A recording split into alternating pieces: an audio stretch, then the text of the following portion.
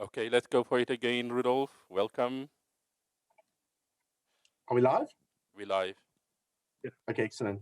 Well, good morning, everyone, from a sunny but cold South Africa. It's good to be with you.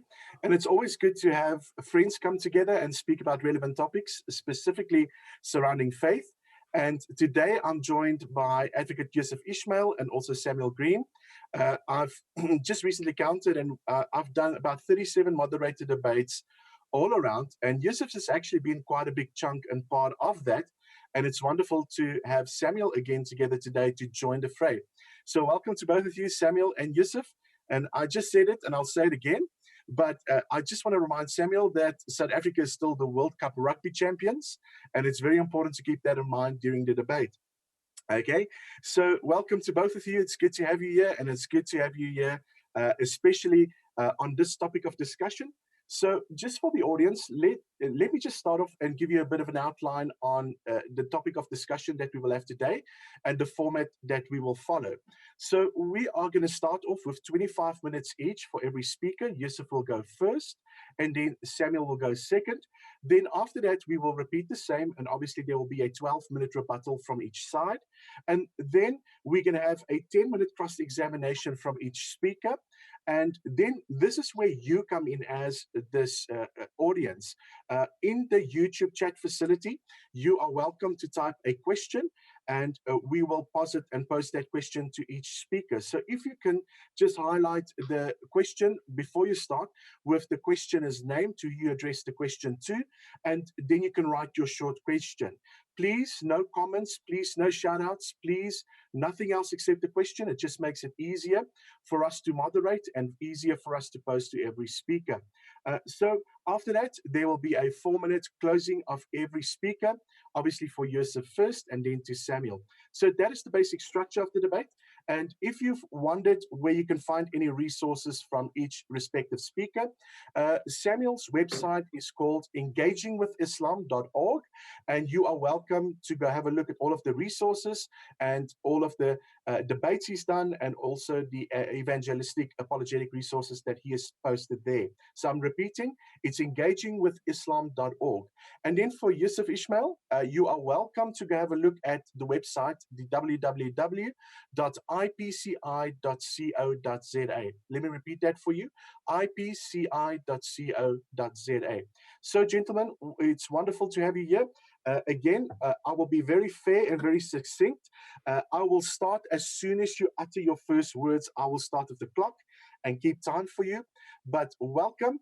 I'm going to go off screen while you guys speak for your opening statements. Yusuf, you are going first, and you've got 25 minutes.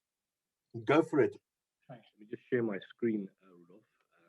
I won't start your time yet. Okay, sure. On my screen.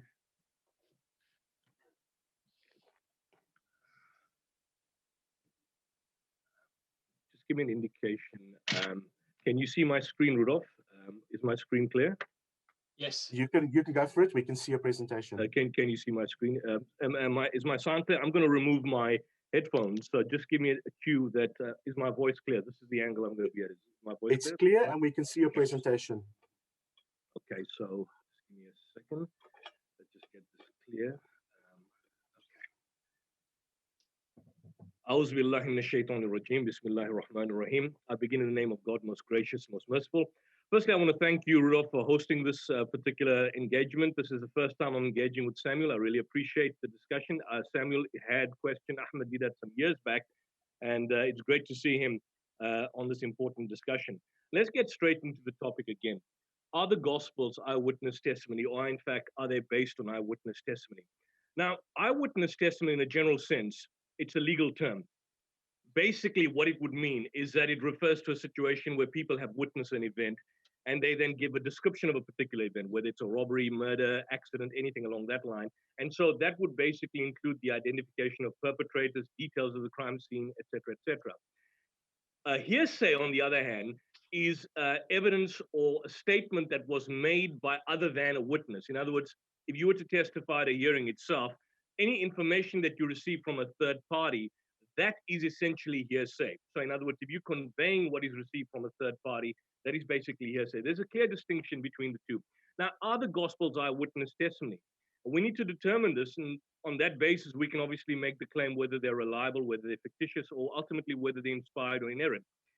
The Gospels at the outset, many scholars have pointed out, are not generally historical biographies, but more particularly hagiographies, because they are written in a broad sense in unquestioning praise of their messianic subject. Some would say they're apologetic motifs. We can unpack this as we go through the discussion, but it's more particularly that you see that there's an evolution in terms of how Jesus is presented, how he's presented in the Gospel of John, Mark, Matthew, and so on. And this obviously depends on the writer that basically writes the material. Now, what's a general scholarly consensus on this point by both conservative and liberal biblical scholars on this particular issue, whether they're eyewitness testimony? And I think this is something which Samuel needs to probably address when he comes on, is that I've got here the Oxford Annotated Bible, the New Oxford Annotated Bible, published by Oxford University. It's a study edition of the Bible. And the quote on page 1744 is that scholars generally agree that the gospel is written about 40 to 60 years after the death of Jesus. And so thus they don't present eyewitness or contemporary accounts of Jesus' life and teaching. That's the scholarly perspective. I've got the New Jerome Biblical Commentary. For example, I'll give you the quotation here on Matthew, page 630. It still leaves unresolved who wrote this gospel in Greek. Regarding Mark, nothing in this gospel identifies its author. Regarding John, on page 947, modern exegetes observe that the development of Christology and realized eschatology is beyond what would be likely for a Galilean fisherman.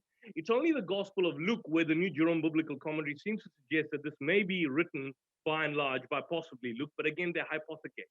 So in a general sense, liberals as well as conservatives have this notion that the Gospels as they stand are basically anonymous, or in many instances pseudonymous. What do scholars mean? They basically mean that they're formally anonymous. In other words, you don't have a statement like you see on the screen, I, Matthew, am the one who witnessed his events, or I, John, was the disciple who leaned against Jesus' breast. The authors don't identify themselves at all, even Luke for that particular matter. And scholars, that's what scholars generally mean when they call the Gospels anonymous. Now, where do we start? We look at the internal evidence, and then we look at the patristic evidence, meaning the evidence of the church fathers.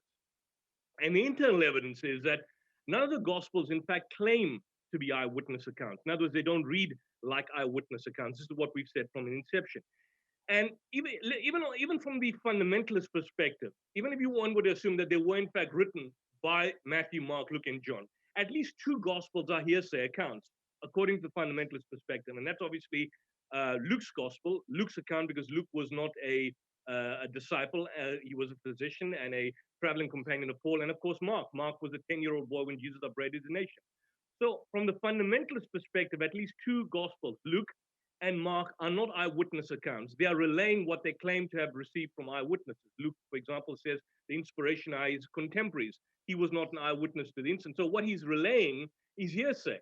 So we need to be specific in terms of what we mean on that particular issue. Internally anonymous, none of the authors names themselves, and many other ancient works do name themselves within the body of the text. I mean, you look at the histories by Tacitus, volume 1 and 2, Caius Cornelius Tacitus, the general consensus, and of course within the text it's clear that he wrote it, or the commentaries of the Gallic War by Julius Caesar. It seems to be quite clear that he obviously wrote these books, even though you have discussions from hearsay and so on and so forth. But the general trend is that he wrote these particular books. We've got Armin Baum, an author in the anonymity of the New Testament history books. They state that whilst most New Testament letters bear the names of the authors of the historical books, the Gospels and the Acts, do not reveal their names. And I think this is critical. Also, why do we have the abnormal title convention of kata?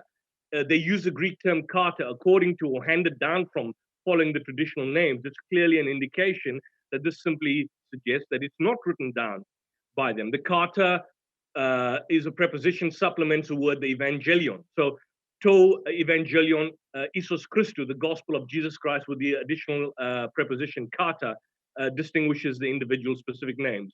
Now, I've got a document here called P75. This is a 3rd century manuscript that contains the Gospels of Luke, and you can clearly see, unfortunately, it's not brought up in it's not amplified, but you can clearly see Evangelion kata Lukon and Evangelion kata Johannan. Now, as far as New Testament manuscripts are concerned, we have identification here, but this dates from the 3rd century, P75. We don't have anything earlier than that. I mean, I think the late 2nd century, but prior to that, we've got just fragmentary information and nothing in terms of identification of eyewitnesses. We don't have any autographed manuscript of any gospel in the early 2nd century. And of course, the earlier manuscripts contain grammatical variations. Now, we've got Martin Hengel in his book, The Four Gospels and the One Gospel of Jesus Christ. He says the unusual title of the Gospels indicate that the evangelists are not meant to appear as biographical authors. And Mark 1:1, beginning of the Gospel of Jesus Christ. That's a title because it could not be called the Gospel of Mark. And so, therefore, he would assume that this is the reason why it's named accordingly. Bart Ehrman, another liberal writer, states that the Gospels are not named until the late 2nd century. Justin Martyr basically mentioned something around about 150 to 160. And Bart Ehrman says that Irenaeus attributes the names that are found in the Muratorian canon, that dates to about 170. So far removed from the specific event. David Trobish, who published the New Testament, states that the Gospels were given their traditional names when the New Testament canon was first assembled. According to Matthew, Mark, and Luke, that would appear around about the 3rd century of the Common Era. Michael Koch in the Gospel on the Margins, the titular usage of evangelion may have predated Marcion, but it was not widespread in the first half of the 2nd century. And so aside from Papias, you have no discussion on a gospel by the name of its author prior to that. Here's another writer, Keith Rake, on the gospel anonymity. He says, barring discovery of any early manuscripts, the manuscript evidence as we stand will not solve the issue of the gospel anonymity and whether the gospels were originally anonymous. The other issue is this, is that if you look at the linguistic, let's move on. You look at the linguistic rigor and the complexity of the text. In the case of Matthew and John, what evidence do we have that they could write in Greek? They were fishermen. One was a toll booth collector. They were not sophisticated writers. And what language did they speak? I mean, you've got here something called Aramaic. And if they spoke Aramaic, what evidence do we have that they spoke sophisticated Greek? Again, we're going to unpack that as we go. William Harris, in his study of ancient literacy on page 22, he says, the likely overall illiteracy of the Roman Empire under the Principate is almost certain to have been above 90%. So now, if you look at the probability, on what basis could you then argue that these are the individuals that would basically write these particular books? I mean, if you look at, for example, the writings of Tacitus, 100% of Roman senators in the early 2nd century were literate. And so you could have a probability that the writers, in fact, wrote those books as opposed to what you've got here about Matthew and John, for that matter. And in all but Luke, we don't hear anything about the written sources that the authors consulted. And even the author of Luke does not name them, explains the contents, or discuss them as relevant sources. Could John have written John? John was a peasant from Galilee. He spoke Aramaic. In Acts chapter 4, verse 13, John is even explicitly described in the Greek term illiterate, which shows that even evidence within the New Testament would not identify such a figure as an author. And which John is this? This is John of Zebedee, John the presbyter.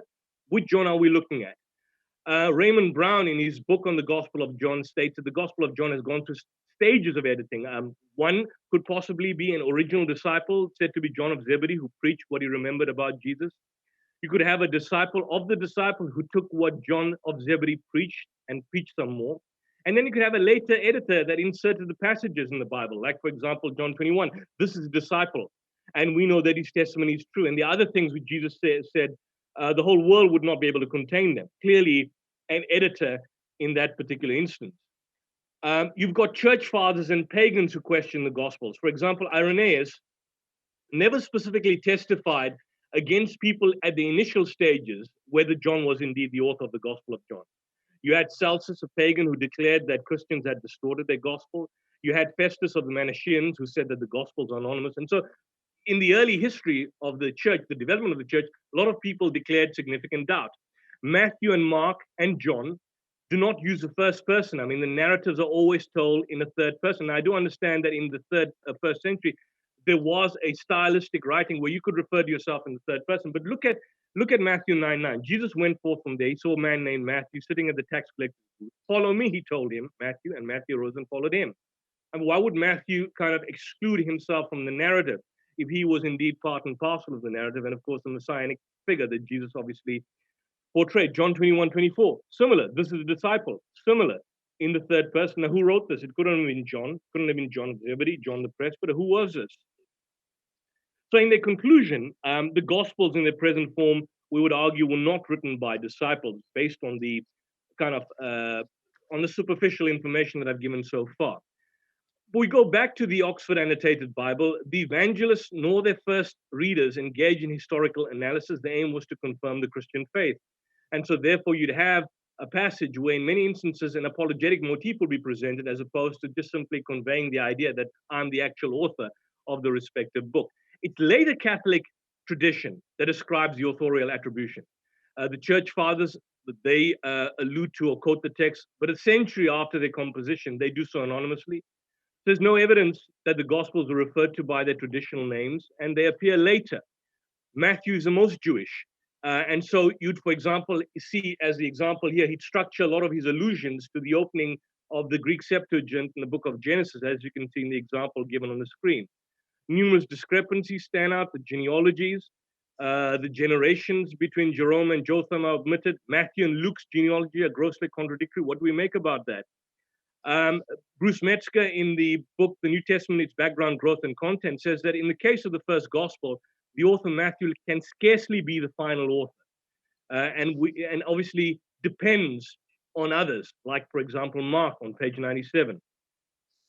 Now, the question we'd be asking is, why would an eyewitness like Matthew need to use about 90% of somebody else's book, unless, of course, Samuel does not believe in Markan priority and he believes Matthew is written first? And why would Luke, who's a traveling companion of Paul, need to use a written source like Mark? I mean, if Luke knew Paul and Paul knew Peter, and Peter told Paul many stories about Jesus, then Jesus could have written about Jesus what he himself had heard, rather than relying on second and third-hand information. Barbara Reed, in the Gospel according to Matthew, states that the author had extensive knowledge of the Hebrew scriptures and the Jewish observance. It's doubtful that a tax collector would have that kind of religious and literary education. Doubtful. Quite interesting. If you look at Papias's writings, I've got a quote here from Eusebius. These things are recorded in Papias about Mark, but concerning Matthew, this is said, Matthew organized the reports in the Hebrew language. Now, Papias speaks about Matthew having been written in a Hebrew language. Are we saying there was a Hebrew Matthew? And what's the scholarly consensus on that specific issue? None. What's the manuscript evidence for that? None.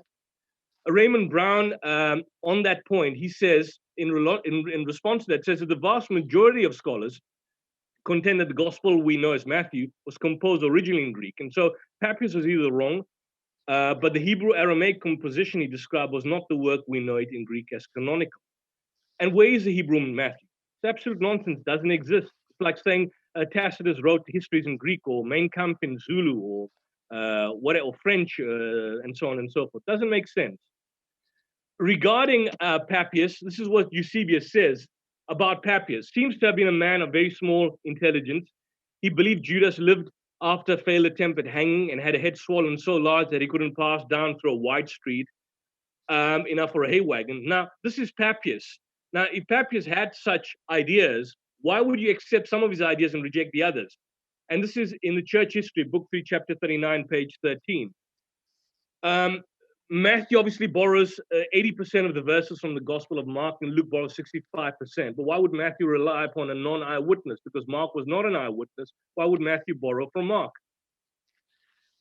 Craig Blomberg tries to make sense of this. He says it would only make sense if Mark was indeed basing his account on the recollections of Peter. It would make sense for Matthew to copy or relay on Peter's version the events as transmitted to Mark. But why would Matthew want to do that if Matthew was an eyewitness?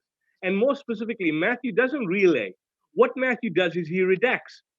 The Gospel of Mark, for example, on the other hand, never claims that he based his account on Peter's account. Mark never names any of the eyewitnesses. Matthew redacts from Mark. And I'll give you an example. In Mark chapter 1, verse 2 to 3, the author, Mark, misquotes from the book of Isaiah by including a verse of Malachi in addition to Isaiah, and he attributes it to Isaiah. But Matthew, on the other hand, corrects that citation by removing the reference to Malachi. So can you see that's clearly a redaction, according to Reem Perkins in the introduction to the Synoptic Gospels. Mark chapter 9, verse 5 names Elijah before Moses. In Matthew, on the other hand, puts Moses before Elijah because Moses is a more important figure. So he redacts. Mark 11:10 refers to the kingdom of our father David. But ancient Jews would not have referred to our father David, since the father of the nation was Abraham or Jacob. So Matthew, in Matthew 21:9, does not refer to our father David and goes with the more traditional perspective from the Jewish idea. Um, the changes which he makes in Mark's way of telling the story are those corrections which an eyewitness might make in the account of one who was not an eyewitness, clearly. What about Mark? Did Mark write the Gospel of Mark?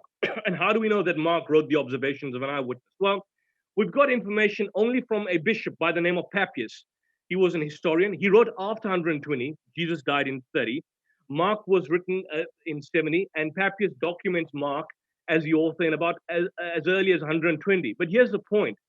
Papias wrote this in the expositions of the sayings of the Lord in 5 books, the source on Christian oral tradition.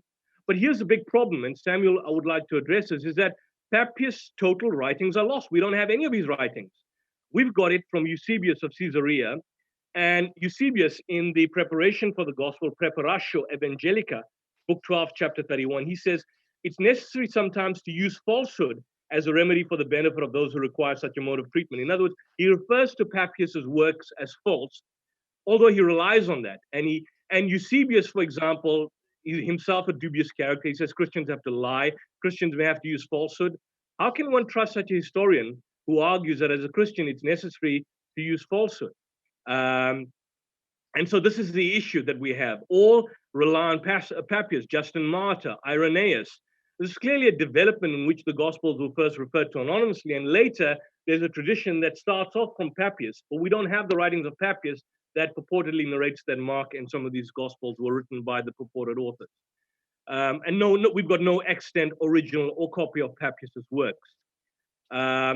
So the Ismaites, in a manner of speaking, don't stand up. We have a situation which is Peter, who was purportedly an eyewitness in respect of Mark. Mark was his reporter, and someone told this purportedly to Papias, who wrote this book. Papias wrote it. Eusebius, on his own accord, given to lying, transcribed parts of that, and more copyists translated Eusebius to give us our oldest manuscript copy. And the oldest was, in fact, written 4 centuries after Mark was written. So we've got no manuscript evidence closer to the time to even suggest on the writings of Papias that Mark, in fact, wrote Mark. Michael Cox, same thing, that if the foundations laid by Papias is rotten, how can we trust what subsequent writers, in fact, build on it?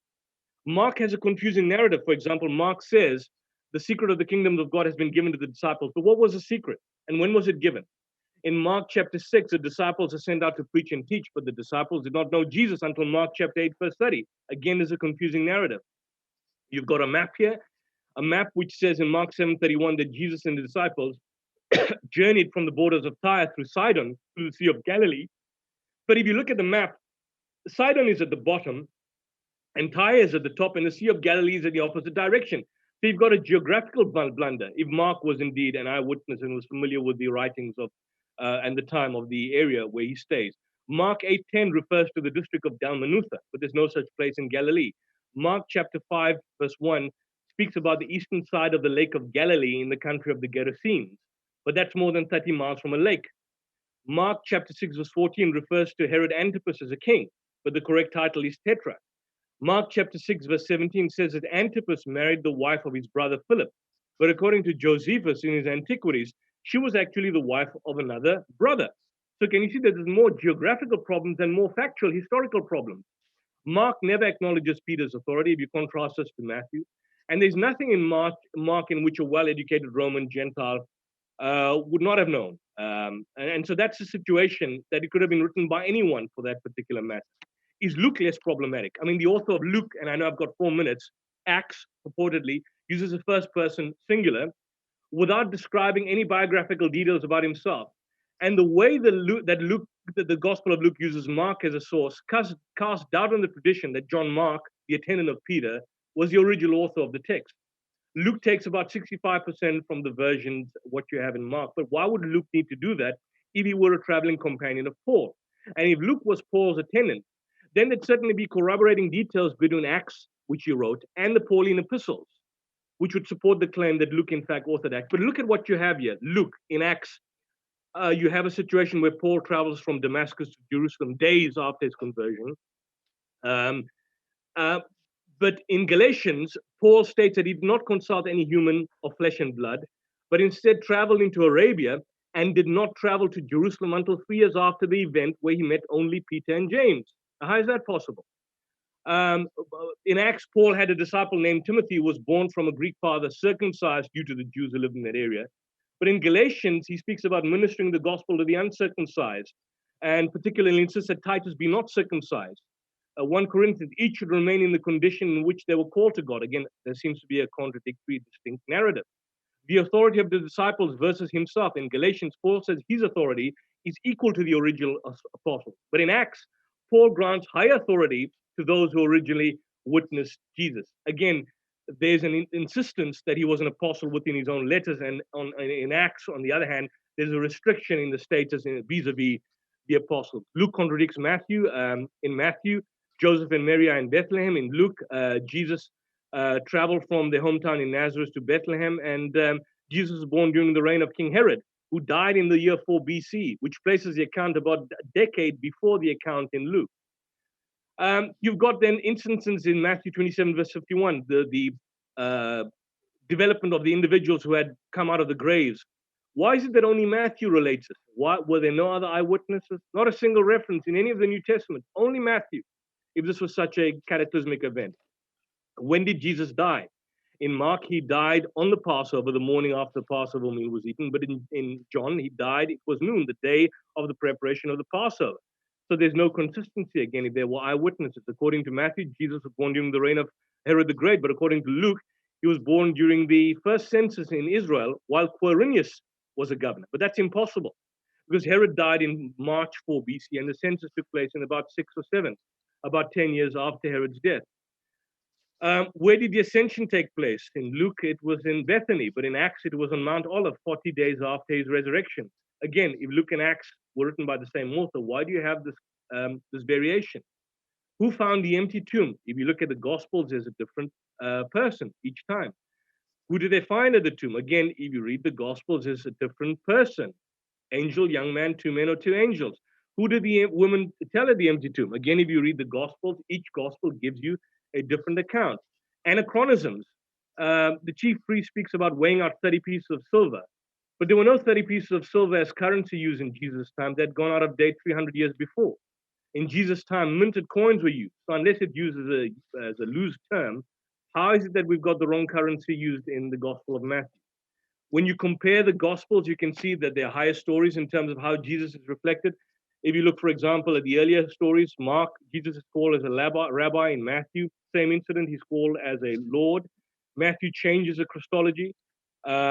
Matthew makes a situation where people are describing Jesus as Son of God. Matthew makes people praying to Jesus, which is not contained in Mark's Gospel. So in a sense, in a conclusion, what you could find is that biblical scholars across the board are generally contend that the Gospel are anonymous. Internal evidence shows that they're anonymous. External evidence of authorial attributions date to about 400 years later in manuscript. No evidence has been presented or can be presented on eyewitness testimony. We don't have. And they're obviously filled, unfortunately, with contradictions and anachronisms, which can obviously not be explained away. Now, this is not to say that it's a bad book or that you cannot learn anything from it or that it's not a book of morality, not at all. What we can find is, in the broad sense, taking all of this into account, they cannot be eyewitness testimony. Even from the fundamentalist perspective, even if you're a fundamentalist, you'd have to concede that Luke and Mark are not eyewitness accounts on your own specific version. So that, in a nutshell, is a conclusion. I think my time is up, Rudolph. Yes. And I would be interested in hearing Samuel. It's great to have you, Samuel. You and Rudolph are one of the most decent apologists out there, and I really appreciate you. Thank you. Thank you so much, Yusuf. Thank you. On the dot, 25 minutes. Well done, Yusuf. This is an improvement, I must say. Well done. I know it is. Thank you. Thank you for that. Just a bit of sad news. I don't know if you guys heard, Dr. Jimmy Dunn passed away last night. Just before we start, Samuel, I'm getting your time ready for you, and as soon as you're ready. Yep. No worries. Just got to get my gear together. Do I need to unshare my screen, right? Please do that. Sure. Yes. Okay, that's fine. And Samuel, if you have something that you want to share, you're welcome to cue that first, and then I'll start your time as soon as you are okay with it. Okay, so I will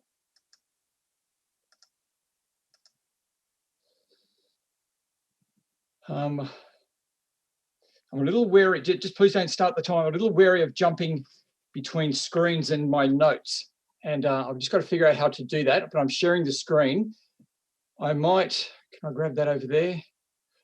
Look, I'm just going to have to start and see how I go. From the beginning, there we go. So can you see my screen, everyone? Yeah. Okay. Perfect. Okay. So that's the first one. Actually, now I want to get rid of that. So what do I do? Just put that up there. So I want to. So we can start my time now, Rudolph. Okay. I want to welcome everyone today, and I want to thank you for having an interest in this important subject, and to those who organised this event, particularly Rudolph, for initiating it and getting it together. And I want to thank Yusuf Ismail for being part of this, and I hope that we can have good conversation in the future. I'm particularly hoping that for you viewers out there, that you'll find today helpful and that it will contribute to the progress of Christian and Muslim dialogue. Now, the question before us today is are the Gospels eyewitness testimony? And this is an important question because Christians claim that the Gospels are true testimony from the apostles of Jesus' life. Well, are they? It's also an important question for Islamic leaders because, as we've just heard from Ismail, they teach Muslims and Christians that the Gospels are not eyewitness testimony and they're not a reliable way to learn about Jesus. Well, is this true? Should they be saying this? Well, today I'm going to be answering this question about the Gospels being truthful eyewitness and saying that they are. I'm going to be looking at the following points. Now, hang on, let me just get this here. Don't like this. Screen share. So these will be my following points. I'm going to look at the fact that they claim to be eyewitness accounts, the type of eyewitness that they are, the reliability of this witness, answering some objections, and surprisingly, I'm going to look at the Quran and the apostles. So let's go to the next slide here. And the first thing I want to say is that the apostles do claim to be the Gospels claim to be eyewitness testimony. Sorry, the authors of the Gospels claim to be writing eyewitness testimony. I want us to look at Luke, first of all, where we see this. Luke writes, "Many have undertaken to draw up an account of the things that have been fulfilled among us, just as they were handed down to us by those who from the first were eyewitnesses and servants of the word. Therefore, since I myself have carefully investigated everything from the beginning, it seems good for me also to write an account, write an orderly account." So we see here that Luke is clearly explaining his situation and method. The situation is that many people are writing accounts of Jesus' life, and his method is that he's saying he's writing an account from having investigated from the eyewitnesses and servants of the word. Now, if I was to give you an example, it's as if we're in a courtroom and someone gets up and gives a testimony, and then Luke is that person in the courtroom who's writing it down. So Yusuf was talking about hearsay before. It's not hearsay. That can be misleading. Luke is working with these people. He's a companion of them, and he is writing up what they have been saying as witnesses. Now, we'll look at the next thing here. We see that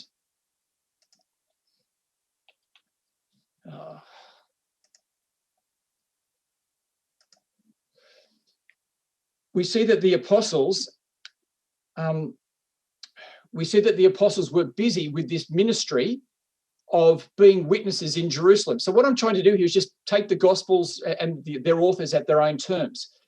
It says Jesus says to them, "You apostles will be my witnesses in Jerusalem and in all Judea and Samaria and to the ends of the earth."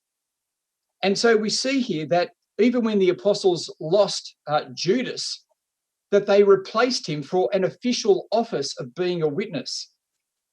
And so we read here, "Therefore it's necessary to choose one of the men who has been with us this whole time. The Lord has gone in and out among us, beginning from John's baptism to now, when Jesus was taken up from us. For there must be, for one of these must become a witness with us of his resurrection.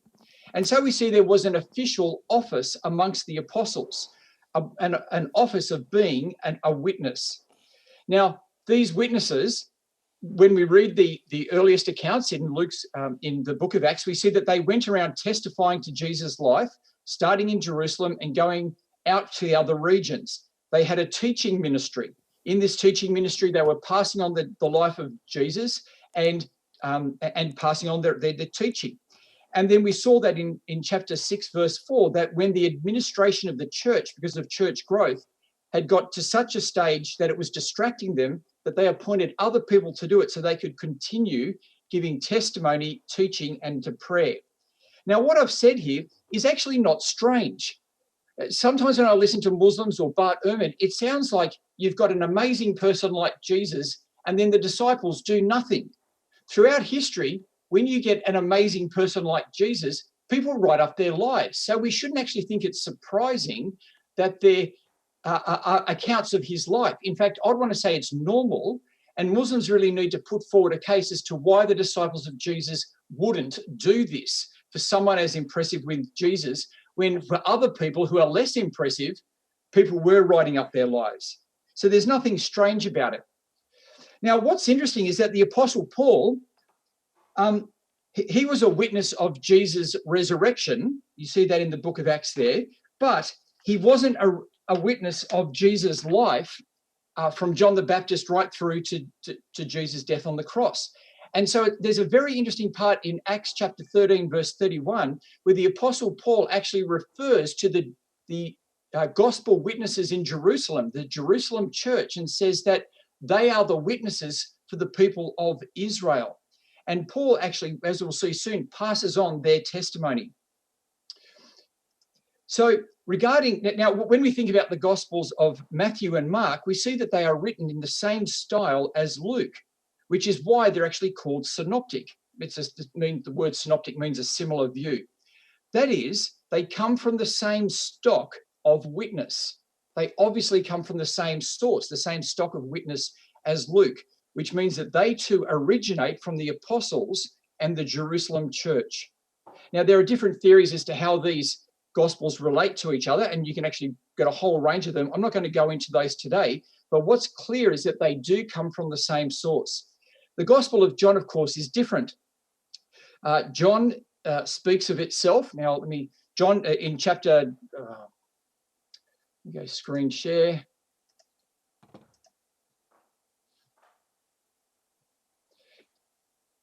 Now, regarding the Gospel of John, we see that it speaks of itself in witness language. It talks about preserving the John the Baptist's witness, and then the witness of the disciples, and then it talks about its own character as being that of witness. But I think really, if we want to understand John, we need to go to his letters, because in his letters he spells out the character of his ministry. So we see here that he writes, "That which was from the beginning, which we have heard, which we have seen with our eyes, and which we have looked at with our hands and touched, this we proclaim concerning the word of life. The life appeared, we have seen it, we testify to it, and we proclaim to you the eternal life, which was with the Father and has appeared to us." Now, John is really clear there. He is saying that he's touched it, he's seen it. He couldn't be any more clear that he's an eyewitness to these things. And so when we look at the gospel authors, where they describe their ministry and what they're doing, they are clear that they are eyewitnesses to these, and this is the character of the ministry that they are writing up in their gospels. Now, my second point is I want to look at what type of witness is it that we find in the gospel. Well, it's not like that of a courtroom, really. It's not that type of thing, although the apostles did sometimes speak in courtrooms. It's not a police statement. It's not even really that of a historian. No, what we find in the Gospels is that of what's called prophetic witness. It's that of Scripture. It's the witness of Scripture. You see, the apostles of Jesus claim that they were inspired by the Holy Spirit to testify to what God had done through the Messiah, Jesus. God had promised through his prophets to bring his Messiah who would conquer sin, the devil and death, and that on behalf of God's people, he would establish the true religion, the true worship of God, bring glory to God, establish God's resurrection kingdom, and bring salvation for God's people. You see, that you may want to write that off as being hagiography. No, I say that is God fulfilling his plans and purposes for this world and shouldn't be dismissed. This is prophetic testimony, and this is what the disciples are giving in the Gospels. And so in their letters, they speak in the first person, but because of the genre of what they are giving in this testimony, they speak in the third person. Now, in terms of so we've just looked there at what the Gospels say about themselves. What I want to do now is to consider, are they reliable? How can we test their reliability? And I want to look at 3 particular points. Now, the first point I want to look at, let me share screen here. The first point I want to look at is that we have evidence of the material in the gospel. We have evidence that the material in the Gospels is ancient and goes right back to the start of Christianity. Now, what do I mean by this? What I mean is, remember when I quoted from Acts chapter 13, verse 31, where the Apostle Paul defers back to the witness of the apostles in Jerusalem, to the Jerusalem church. And what we find is that when Paul went around starting churches, he actually passed on this gospel testimony from the Jerusalem church. We may think of Paul doing his own thing, but he didn't. He actually passed on the teaching and the testimony from the other apostles. Now, we see this in one of his letters. We see it in several places, but let's just read this together in 1 Corinthians chapter 11, where Paul writes, "For what I received from the Lord, I also passed on to you. The Lord Jesus, on the night he was betrayed, took bread, and when he had given thanks, he broke it and said, 'This is my body, which is given for you. Do this in remembrance of me.' In the same way, after supper, he took the cup, saying, 'This cup is the new covenant in my blood. Do this whenever you drink it in remembrance of me.'" Now, if you look at these bold sections, this is exactly what we have here in Matthew, Mark, and Luke in the parallel sections. And so we see here that the Apostle Paul has passed on the gospel testimony from the Jerusalem church. And he actually says that that's what he's doing, isn't he? He says, "I passed this on to you." Now, when did Paul start this church at Corinth? Well, we actually know it was about the year 50 AD. So by the year 50 AD, Paul had passed on, we have an actual proof here that Paul had passed on the testimony, the gospel testimony of the apostles in Jerusalem.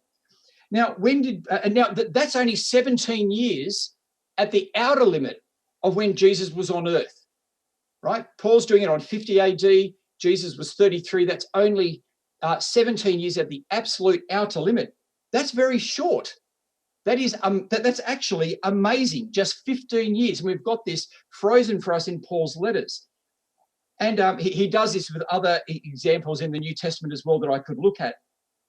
And so what we see here is that we actually do have evidence of the antiquity of this. Now, when did Paul get this material? Well, Paul actually tells us when he visited Jerusalem. And it was about 3 years, as has already been said, after his conversion, which makes it in the early 3rd century, the early 30s.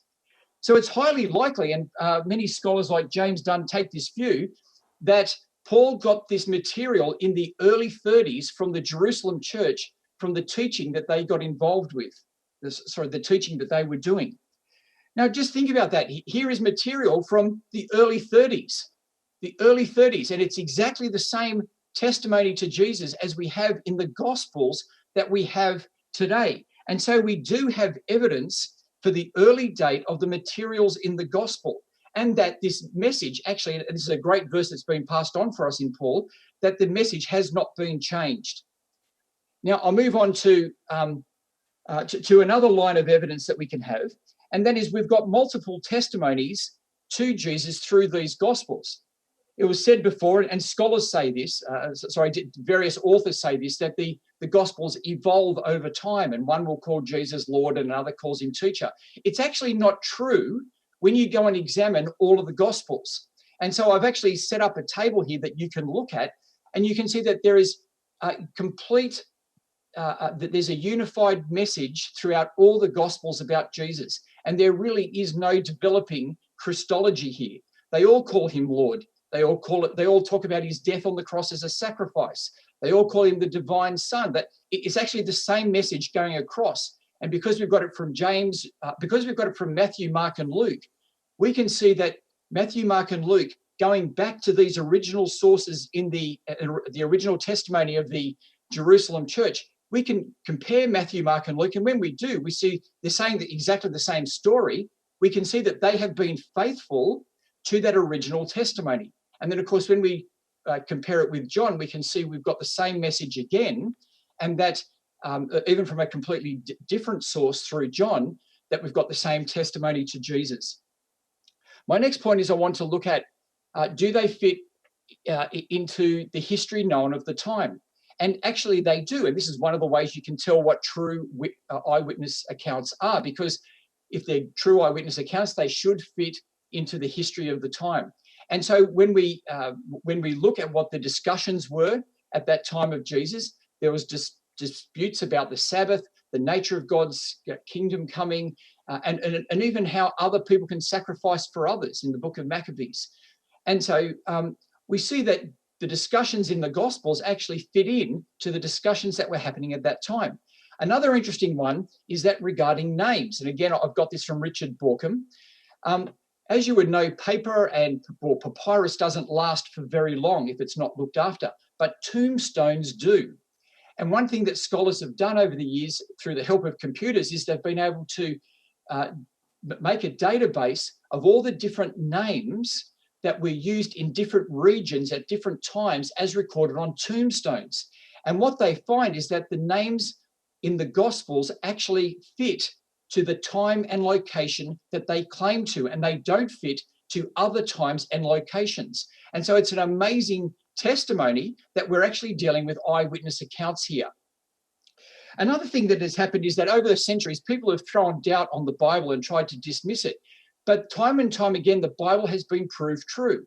So scholars used to say, John chapter 5 talks about the pool of Siloam, but there is no pool. We don't know about it one. But then they discovered it in Jerusalem. People said the same thing about Nazareth. They said, oh, there is no town of Nazareth. Then they dug it up. Then people said, oh, there is no synagogue in Capernaum. And then they found it. And so time and time again, the Bible proves itself true. And in fact, in terms of scholarly consensus, I think we need to be up to date on this, because the scholarly consensus is actually changing. Let me just read to you on a survey on the scholarly consensus. In recent research, one can discern a clear tendency to grant the Gospels the status of historical sources, thus to their view of Jesus' narrative, beyond the faith convictions that undoubtedly come to expressions in them, as also relevant, sorry, I'm not reading this very well, as also relevant in historical perspective. This signifies a turning point in Jesus' research to the extent that they were denied this status for quite some time. I haven't got time to read the rest of it. You can go back and look at it yourself, but there is a change where scholars now are actually acknowledging that the Gospels are historical and they're perceiving them that way. And that wasn't the case, but this is the new consensus, the new way it is forming.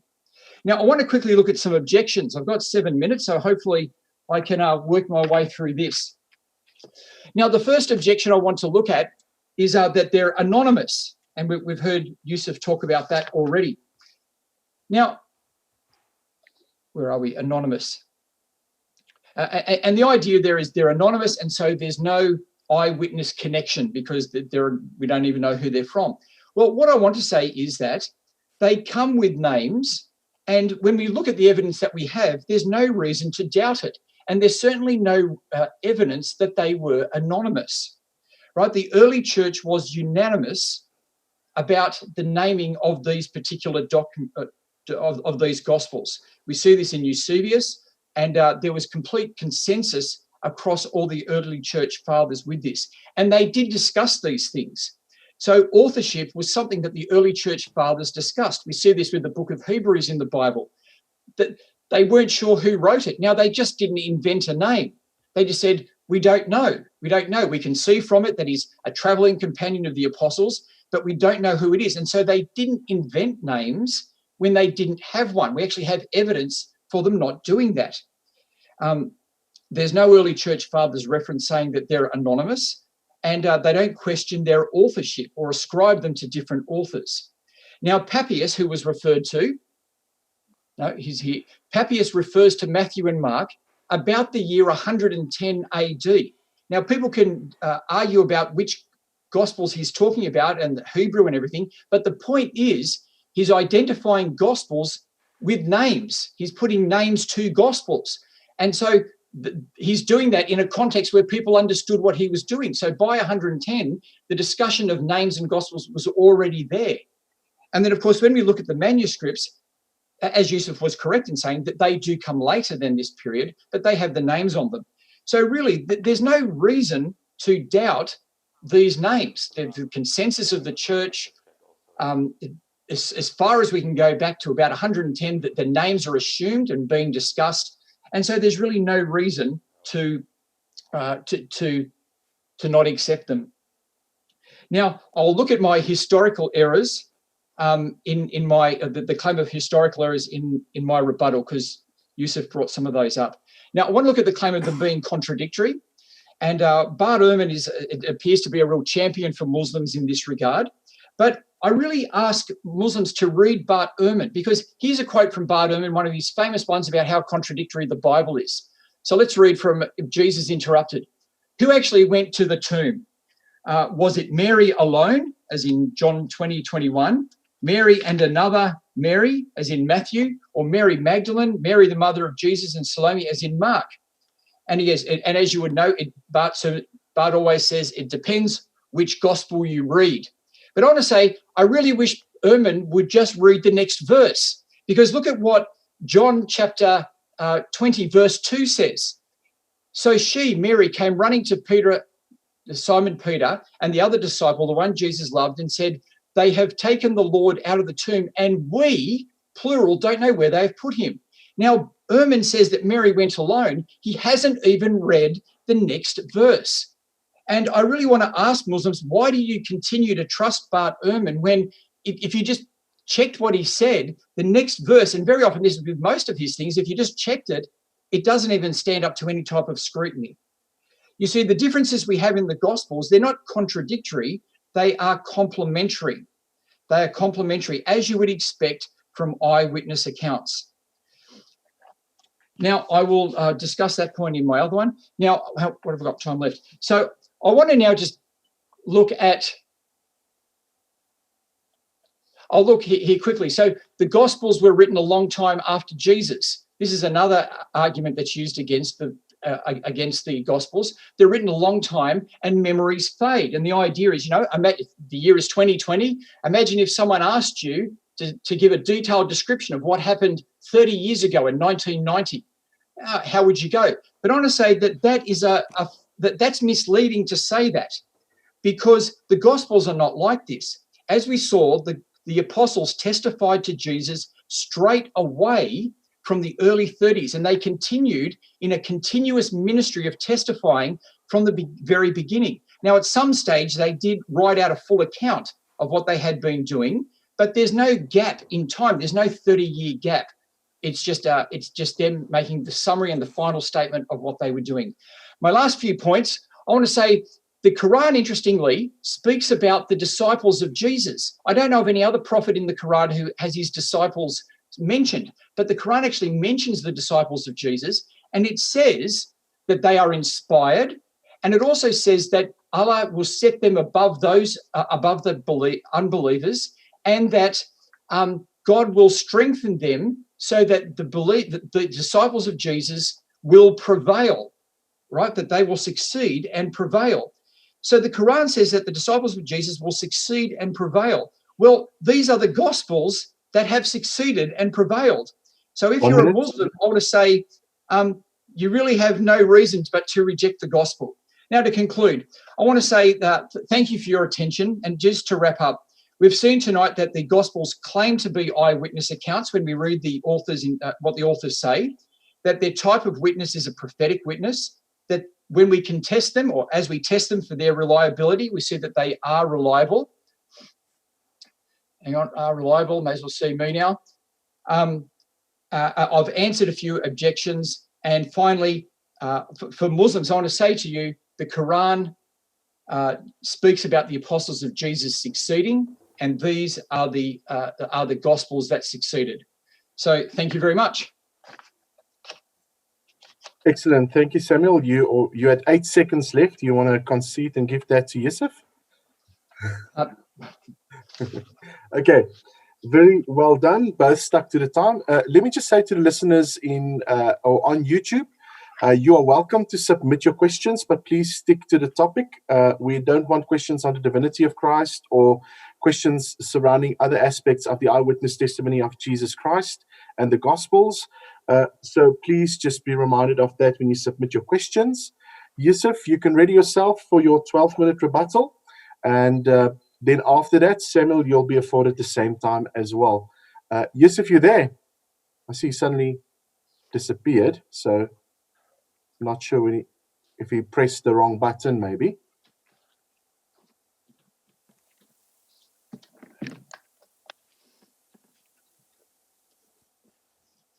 Seems like Yusuf was bumped.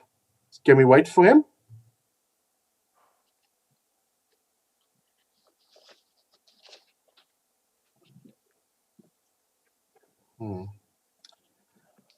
Yusuf just had an interruption, so sorry for that. We're just waiting for him to get back on, and as soon as he gets back on, he will start with his 12-minute rebuttal. Luckily, he was here, I saw, for the whole presentation, Simon, so he did not really, I think, miss anything that you said, so I think he'll be okay. We're just waiting for Yusuf.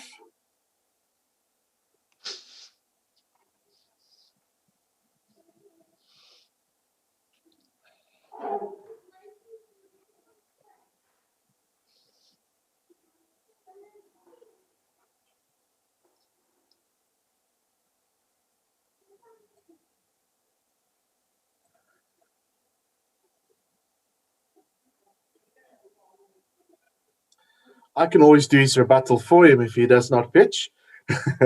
I know his presentation by now.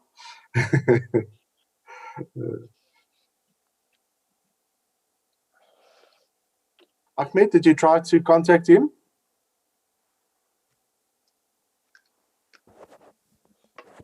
I'm trying to get Yusuf online now. Okay. Sorry about that, guys. Unfortunately, with some of the connections, they drop. And especially in KwaZulu-Natal, I think Yusuf is also in a place where the connection sometimes just hangs and he has to restart literally everything. So sorry about that. And I'm sure he'll be back with us shortly. If you quickly want to go make a coffee, you might get a cup in before he gets back. Yusuf getting back online, I understand.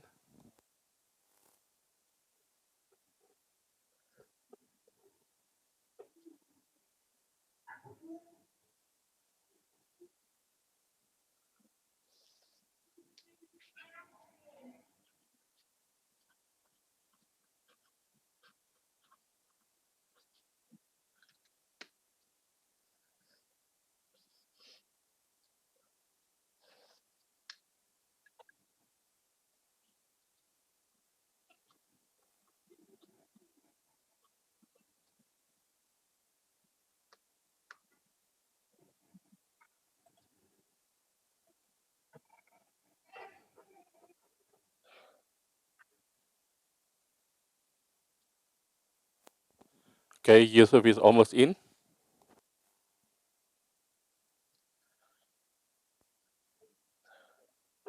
And I need to put my video on as well. Should I put my video on, right? Am I back, guys? I don't know what happened. This is a problem with and now basically, guys, can you hear me? Am I muted? We can hear you. Okay, Rudolph. Okay, Rudolph, I'm just trying to get myself set up here because... no worries. Take your time, Yusuf. I think we're okay. Just let me put my timing on. Can you see me? Am I clear on your screen? We can see you perfectly. Okay, that's fine. Hold on a second. I just want to do this here. I'm just putting it's 12 minutes as a rebuttal, and then let me just get my timer correct. I hope we don't lose you again. No worries. Yusuf, if we lose you, I will stop the time immediately. So I'll just keep watching if you're connected, and then we will just pick it up wherever. Okay. Sorry about that for the online guys. Technical difficulties sometimes creep in with these platforms. I think that's a Yusuf, difficulty. Yeah. Okay. Yeah. If you're okay, Yusuf, and if you're calm and collected, you can start. Take your time. Okay. You okay? Yeah. Yeah, I should be fine. I think I should be fine now. I should be fine. Okay. Let me know when you start, and I can start your time for you. Okay. Then. Okay. I'm ready, Rudolph. Right. Thanks. Thanks for that, Samuel. I appreciate your particular presentation. I think I'm getting an echo. Sorry. No, that's fine. Can we just lower the sound? Sorry about that, Rudolph. Can I just start again because I've been getting an echo? Hold on a second. No problem. I'll reset the time for you. And let's just go down. I don't want to hear anything. Okay. All right. I'm ready. Thanks for that, Samuel. Apologies for the technical hitch.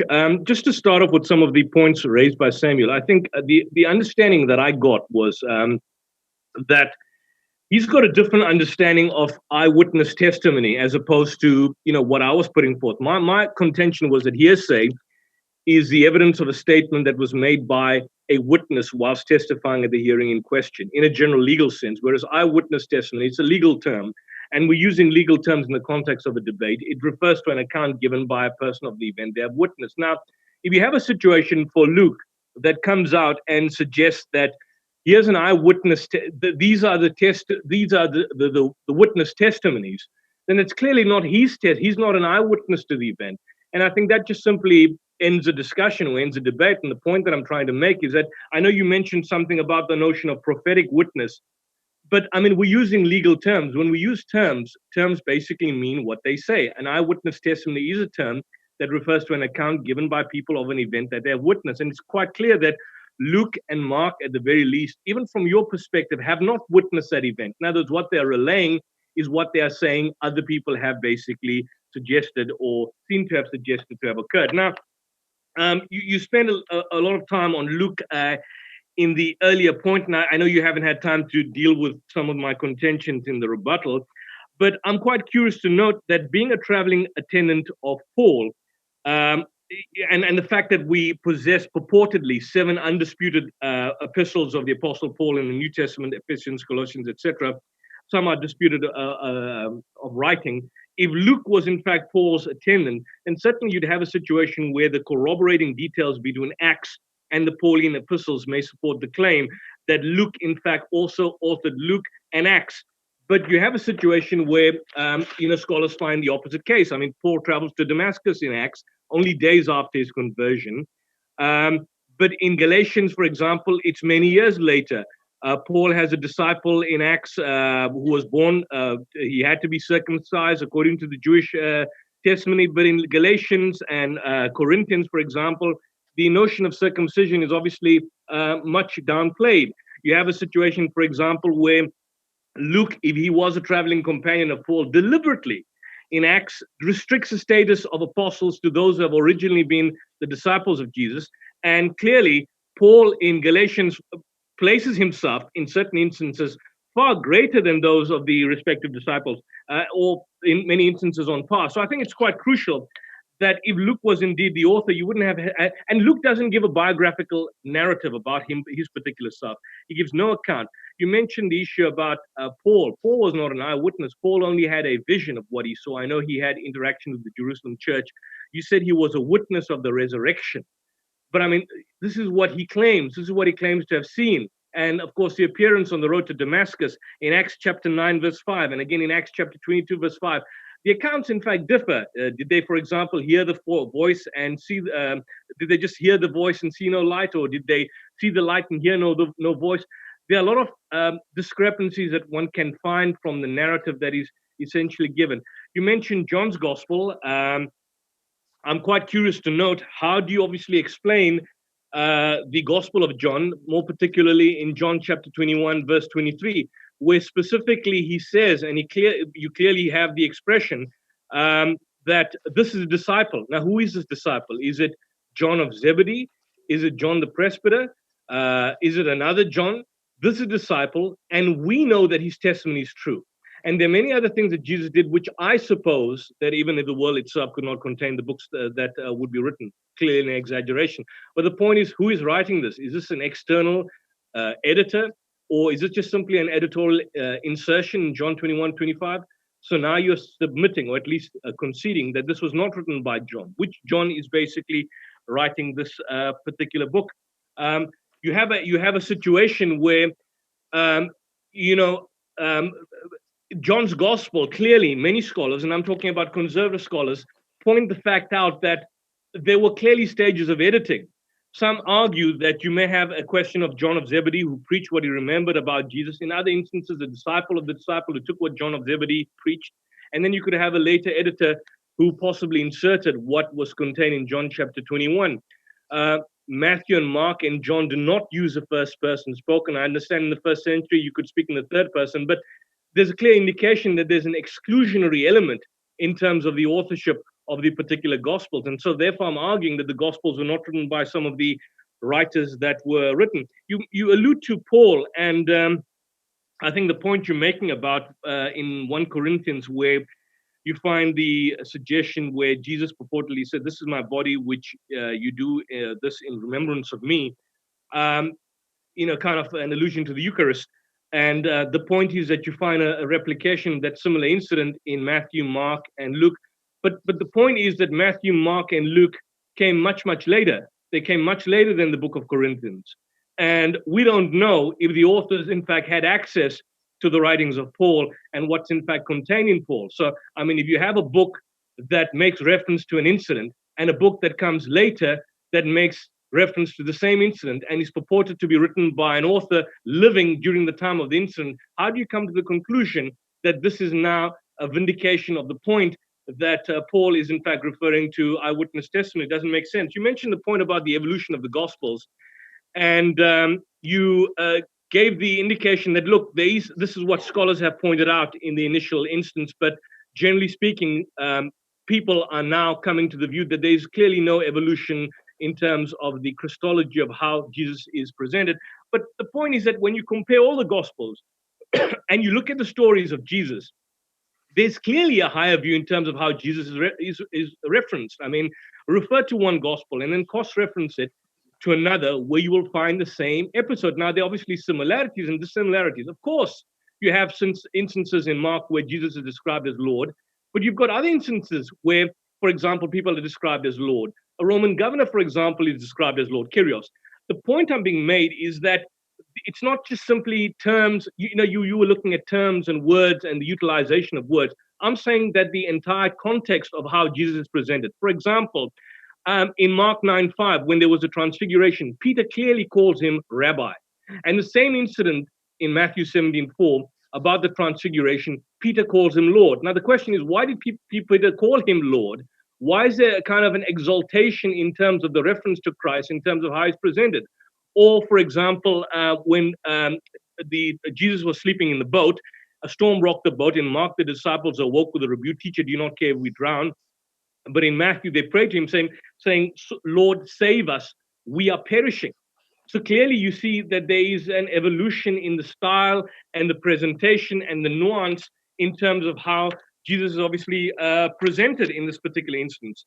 And I'm saying that it's very superficial to just simply overlook this particular point when clearly scholars, I mean, the I am sayings, I and the Father are one, or in the beginning was the Word, and the Word was with God, and the Word was God. I am the way, the truth, and the life. No one cometh unto the Father but by me. Before Abraham was, I am. I mean, it's quite clear that these passages are not in Matthew, they're not in Mark, and they're clearly not in Luke. Now, if Matthew and John were certainly contemporaries and they were disciples, and we're talking about John of Zebedee, allegedly, how come Matthew, who was present when John was present in the company of Jesus, did not mention these particular issues? So I think it's very loose, in a manner of speaking, to simply dismiss this.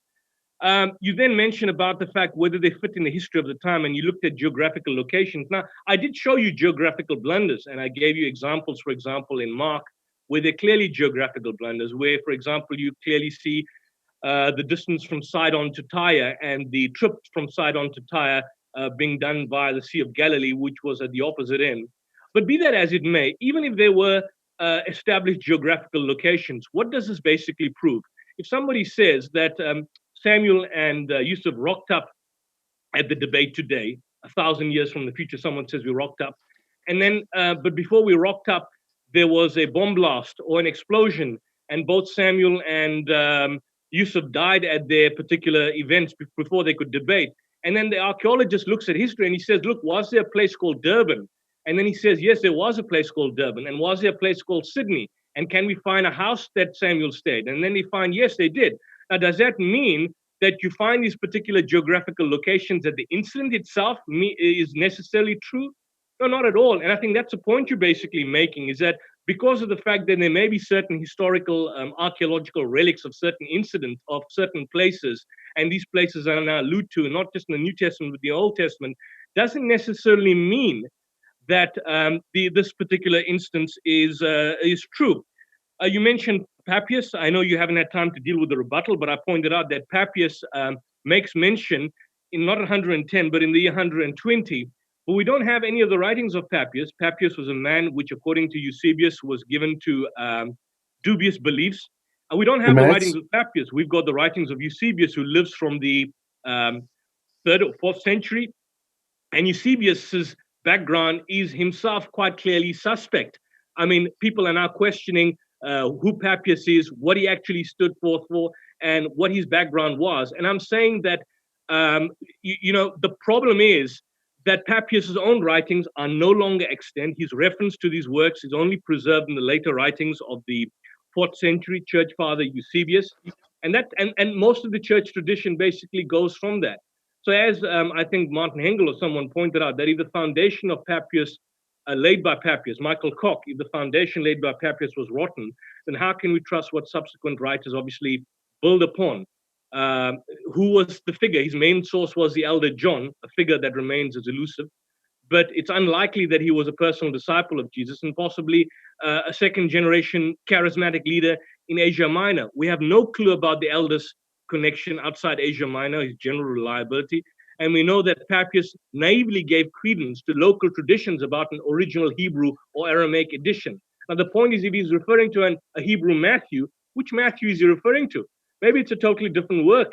And then the work that we've got as Matthew here is not the same as the Matthew that he alludes to, because he's talking about a Hebrew Matthew, which all scholars generally do not basically agree to.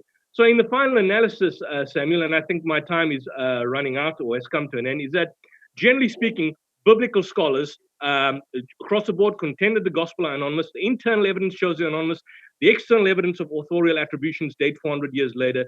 No evidence has been presented by Samuel on the eyewitness testimony. And I'd be quite interested in seeing some of the points that Samuel would make in the rebuttal presentation. I think my time may be up, Rudolph. Would I be correct?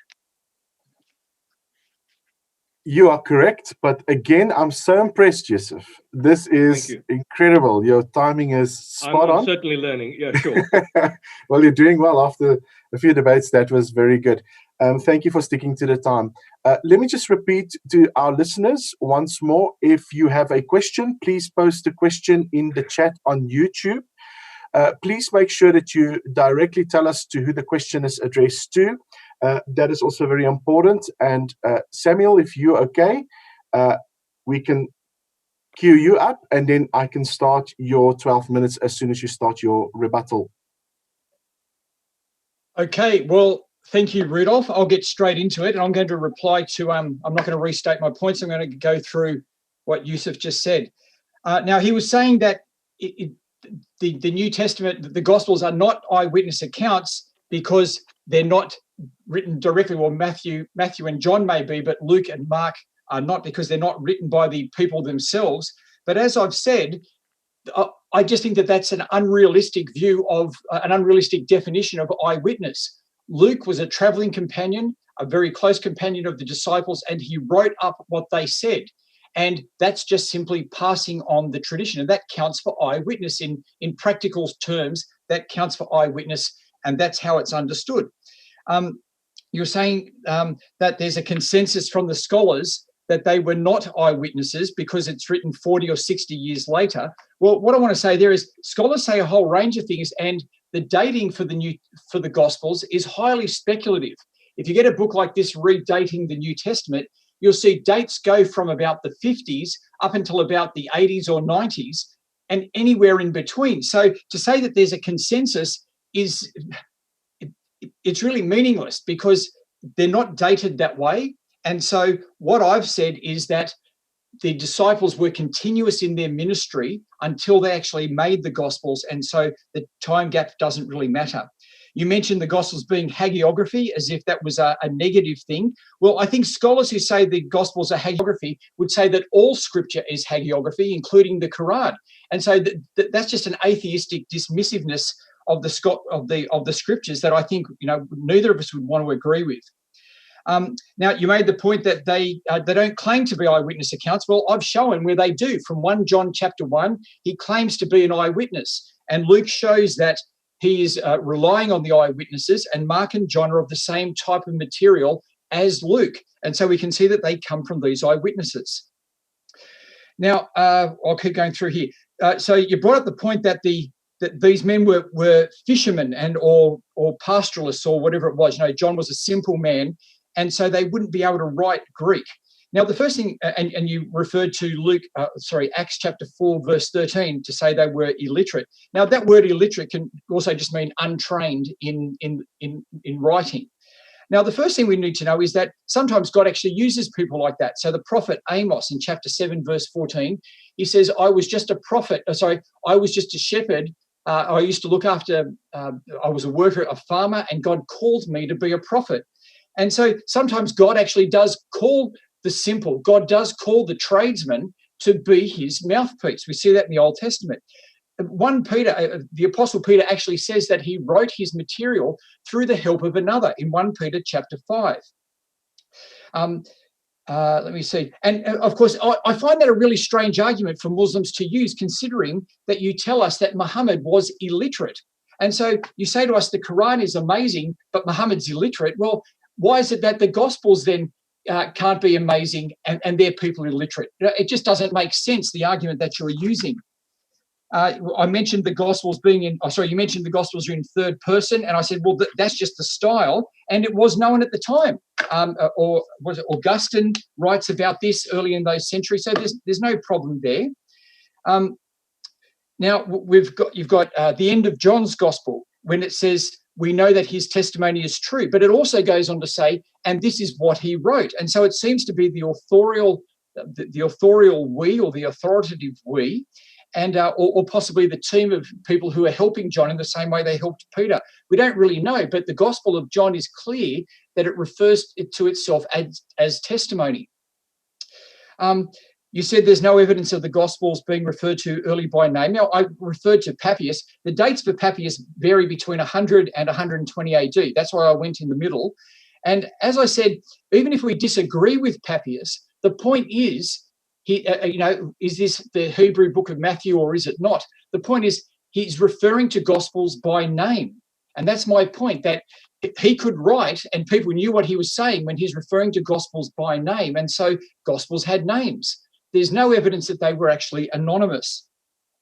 Now, you raise the question, why would Matthew use Mark and why would Luke use Mark?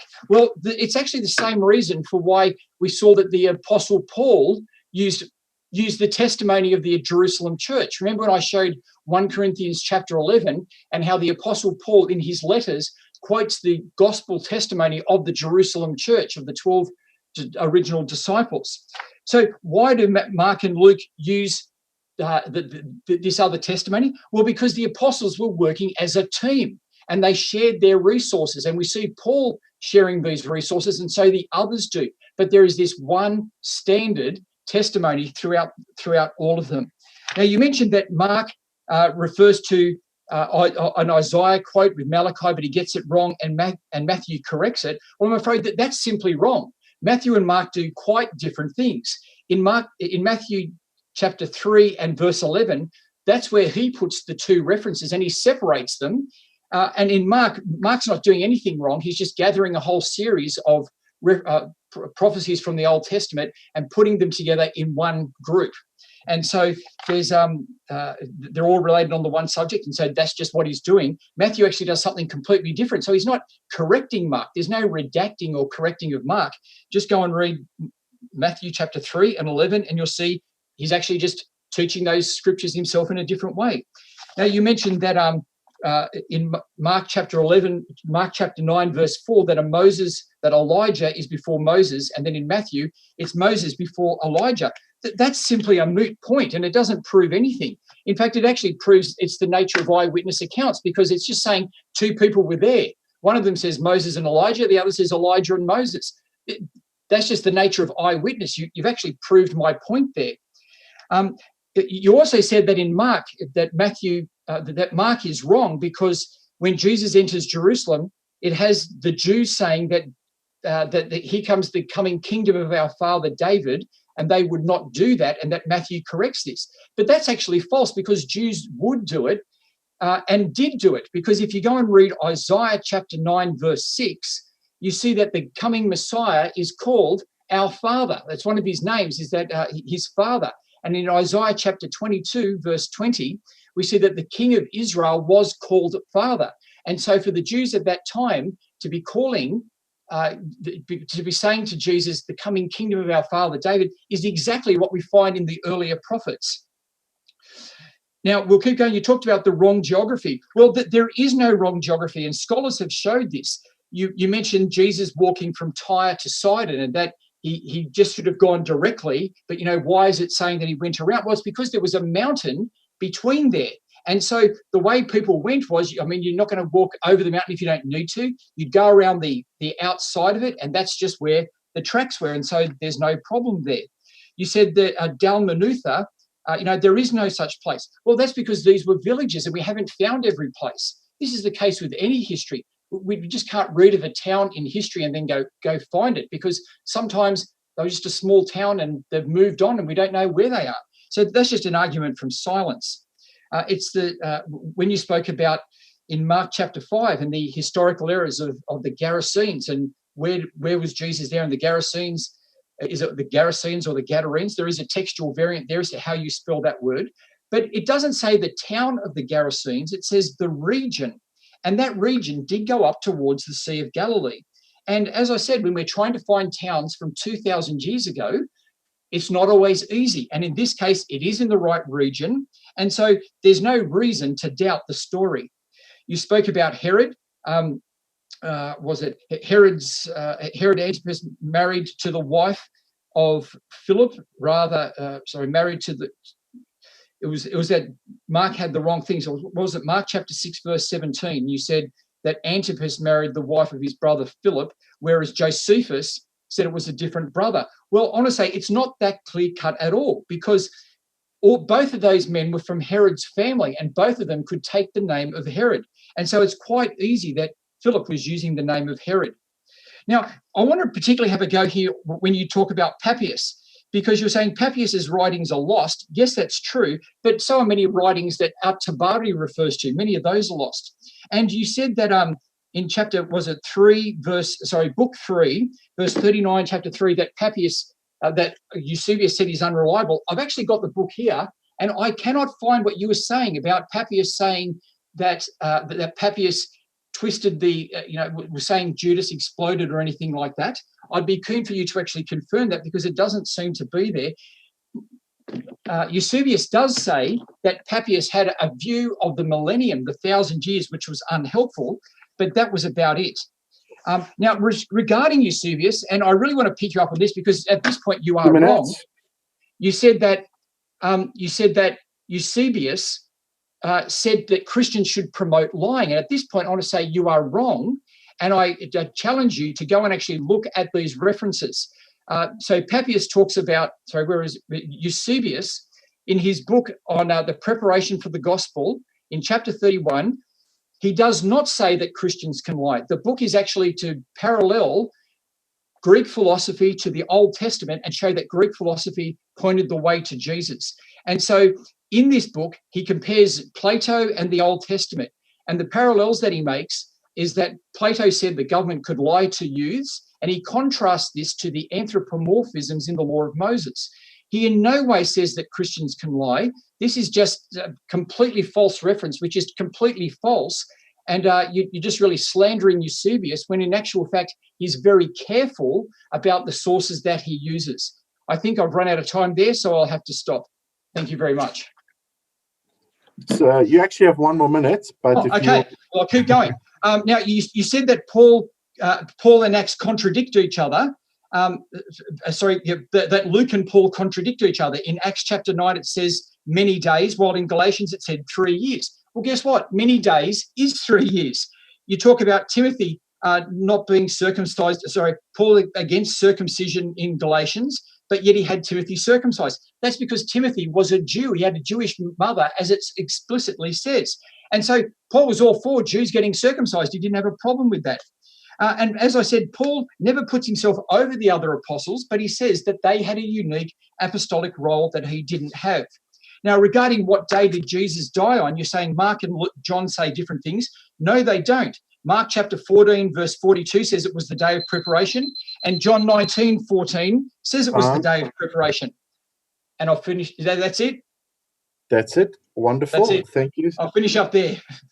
Excellent. I give you your 8 seconds back, so you've got 5 seconds to spare. So I'm going to be gracious with 5 seconds to spare for you, Samuel. That was very good. Thank you, guys. Thank you for sticking to the time. That was very well done. Let me just say to the listening audience once more, please just be reminded, if you need any information from the speakers, ipci.co.za is where you can find Yusuf Ismail. And then if you want to engage with Simon's material as well, you are welcome to go to Engaging with Islam. That is one word, engagingwithislam.org. And then also my own website is @lucem.co. If you want to get in contact with any one of us or speak to any one of us, please do so. Feel free to do so. And also, you are more than welcome. I just want to remind you of this. We've got another discussion that will take place.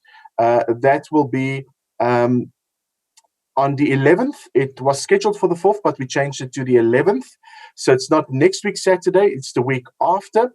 Again, where Samuel and Yusuf will debate the topic on the satanic verses, narrative, incident, or historical. So please keep your eyes and your ears peeled for that.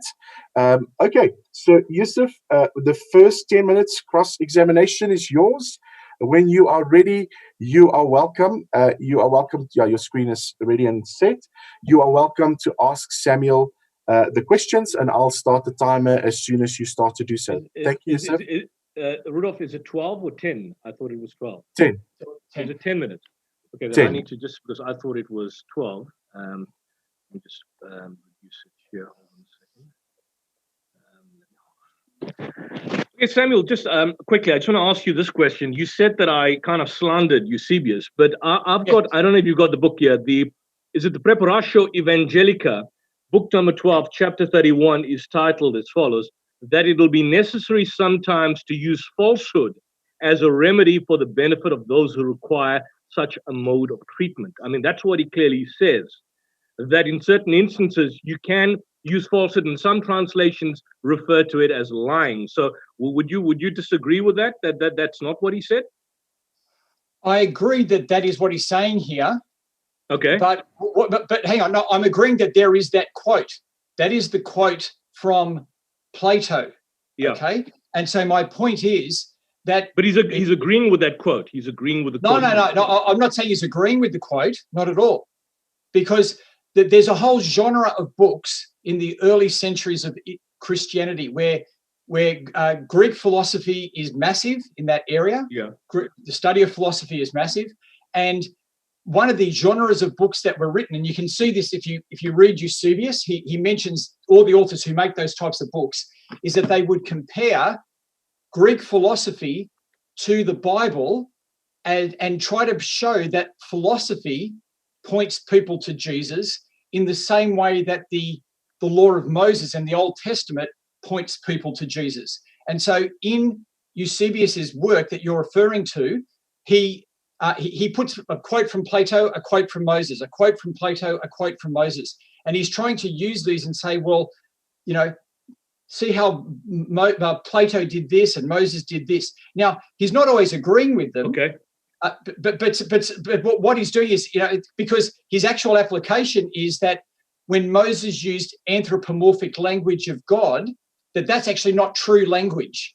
Okay. Look, so I don't want to be I get the point that you're making. So I think let's leave it, because that'll take us off the issue, and I don't want to focus too much on that. But just come back to the main point here.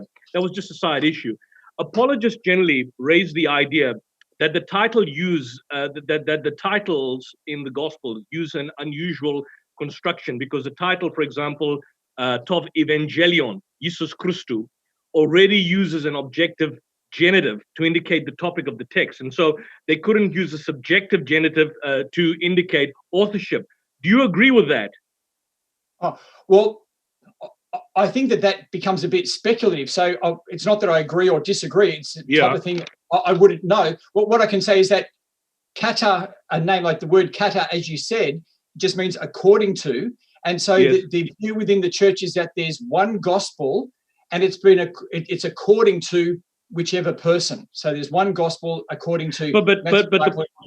Okay, but the point is, I mean, you could, for example, there could be Greek constructions of that can avoid the problem. For example, if they wanted to identify authorship, which they could have written Tov Evangelion, Jesus Christou, Tov Marcus, the Gospel of Jesus Christ, the one of Mark. I mean, that could have been done, and ancient scribes who added the gospel titles made no use of such a construction that could clearly have identified an author, and that would have basically ended the debate on that specific issue. But the fact that they're not there, you don't see that as problematic, do you? Well, no, because they still have the name there. I mean, if you look amongst the manuscripts, the name can be put up with different constructions around it, but it's always according to somebody. There may be a longer introduction, or there may be no introduction, and just according to the name. So as long as the name is there, then I mean that makes it clear, and so that's why I don't see a problem there. Okay. You referred to Richard Borkham, and I added, I mean, together with Martin Hengel, I assume that you view Richard Borkham as an authority, correct? I mean, you've cited Borkham in your presentation. But the question I need to ask is that he's argued, together with Martin Hengel, that the Gospel of John was authored by John the Presbyter, who was conflated with John of Zebedee. What information do you have at your disposal to refute such a notion, more particularly in light of John 21:23? Well, I'm not saying I'd want to actually refute it, because one of the difficulties we just have is that amongst Jesus' disciples, there are different Johns amongst his disciples. So there's the 12, right? There's the 12, and but then it would appear that the Apostle John may just be an elder and a close associate. He talks about himself laying on Jesus, laying down at the table with Jesus. And so because there's a number of different Johns within the group, it's a little hard to know. And so, I mean... So you don't know who John, I mean, if I were to ask you, are you sure beyond reasonable doubt, I mean, using legal terms, that John of Zebedee wrote John? Can you say that? Can you say that as a surety? I mean, you're a scholar as well. Can you say that for certainty that he wrote John? I wouldn't say for certainty. What I'd be saying is that it's been attributed to John. Yeah. And when we go, well, which John was it? We've actually got quite a few options within that group. And so I know it's within that group, but exactly which one it was, I'm not 100%. You don't know. And I mean, that does not go back to the whole issue of, I mean, if you don't know who the author is, which you've now clearly confirmed, how can you say that the author is an eyewitness? That's the whole point. Because you're actually putting some words in my mouth there. What I've said is that he's the disciples of Jesus, and there are several Johns, and so it can be a little difficult to know exactly which John it is. I'm not saying that he's not an eyewitness. Okay. He makes that very clear. It's where there are several names of several people having the same name. Okay. I've just got to be a bit careful. It can go both ways, and I'm just careful. Okay, that's fine. I'll tell you, let's move on because time's running out. You mentioned the issue of literacy in the first century, and the one thing I wanted to point out to you is that 100% of senators in the early 2nd century were literate in Latin. And on that basis, Latin historiography was a genre that was primarily written by Roman senators. So therefore, many historians have pointed out that there's no issue when an authorial attribution is made to Tacitus based on the probabilities of him having written that. But in the case of early general Judaic classical studies, they find that about only 3% of the population was literate in a general sense. And in Galilee, the number was said to be even less of a reduced fraction.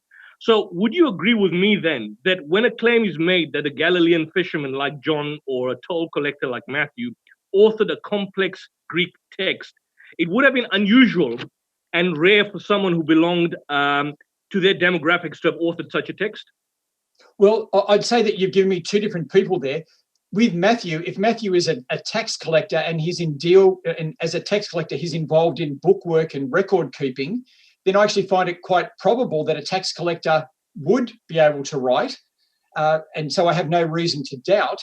For the other people, it may well be that they were illiterate. As I've said, Peter himself in 1 Peter chapter 5 actually says that Silas helped him write the letter. And so I'm not doubting that they would have had people help them. However, but I do want to say that they were people who had, that it was an oral tradition. And so it's most likely that they're involved in orally passing things on. And so they have a scribe write it down for them. And that's how they learned their scriptures, through hearing it read. Yeah. All right. I get the point. I just want to point out, because time's running out, the issue of redaction. You said there was no indication of redaction by Matthew. But in Mark chapter 1, verse 2 to 3, the author clearly misquotes Isaiah, includes a verse in Malachi chapter 3, verse 1, in addition to Isaiah 43. When Matthew reduces that, when Matthew writes his gospel, whoever writes it, actually removes the verse from Malachi and only includes Isaiah 43. My question is, firstly, why does Mark, if Mark was authentic and an eyewitness, misquote the book of Isaiah by including Malachi? And why does Matthew make that correction or the redaction from Matthew by Sure. what was written in Mark? Okay, I answered that in my rebuttal. 1 minute. Mark makes no error at all. What Mark has done is he's taken prophecies from Isaiah and Malachi, which talk about the coming of God, and then also the one who will announce the coming of God, which is John the Baptist. And so he just brings the two together. Now, he only speaks of Isaiah, but all of them have to do with the one event of what God's going to do in the future. So there's nothing wrong there. He's just bringing them together and identifying the prophet that he's starting off with. Now, Matthew does not redact and change Mark. Matthew in chapter 3 just uses the Isaiah prophecy to identify Matthew. And then in chapter 11, he refers to the Malachi chapter 3 prophecy. But he's copying from Mark. He's copying from Mark and he makes a correction. He corrects the citation. I don't know if he's copying from Mark or not. I don't know if he's copying from Mark or not, because he uses the Isaiah prophecy just to describe John the Baptist in chapter 3. And then in chapter 11, where Jesus speaks more about John the Baptist and who John the Baptist is, he then gives the Malachi prophecy. So they're just doing different things. And, all right. Is it okay? Time. I see time. I wanted to go on, but the time was too limited. All right, that's fine. Well, just to give you guys a bit of a head up, I see some of the questions that are coming in. It's not really relating to the topic at hand. So if the audience Q&A is not that befitting and we've got some time left, if you would like to pose a question to each other, then we'll do that instead. Sure, Samuel, then I will start for 10 minutes. As soon as you are ready, I will just go ahead and start your time. Okay. Whoops, here we go. Now, I just wanted to talk about 1 Corinthians chapter 11 and Paul's use of the material that we find in Matthew, Mark, Luke, and John, because it seemed to me that you weren't actually engaging with what I was saying there. What I was saying is, we know when Paul planted that church, which was 50 AD, and he says that he gave them that teaching. And so that shows that teaching was in existence at least 17 years before Jesus, and that this is good testimony to what the disciples were teaching, even though we may not have later manuscripts or anything. But this actually shows that the eyewitness account was in use by at least 17 years after Jesus, and that it hasn't changed because it's what we find in Matthew, Mark, and Luke. Now, do you just want to come back on that? Well, what's the earliest manuscript evidence for 1 Corinthians? I mean, I'm not I sure. know it's rhetorical. It's your turn to question me, but I mean, it's rhetorical since we're having a conversation. Because I mean, what you're saying is that there's a teaching that is contained by Paul in the book of Corinthians, and this relates something that Jesus purportedly said to his disciples. And you have a situation in Matthew, Mark, and John where that same incident is relayed, and on that basis, this is an indication of eyewitness testimony.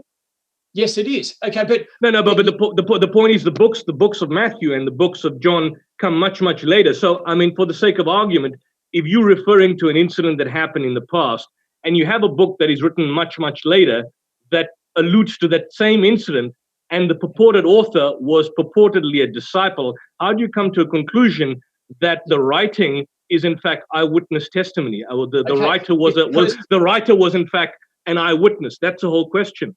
Yeah, but because you're not actually engaging with what I'm saying. It's not that they're both reporting the same event. It's exactly the same words.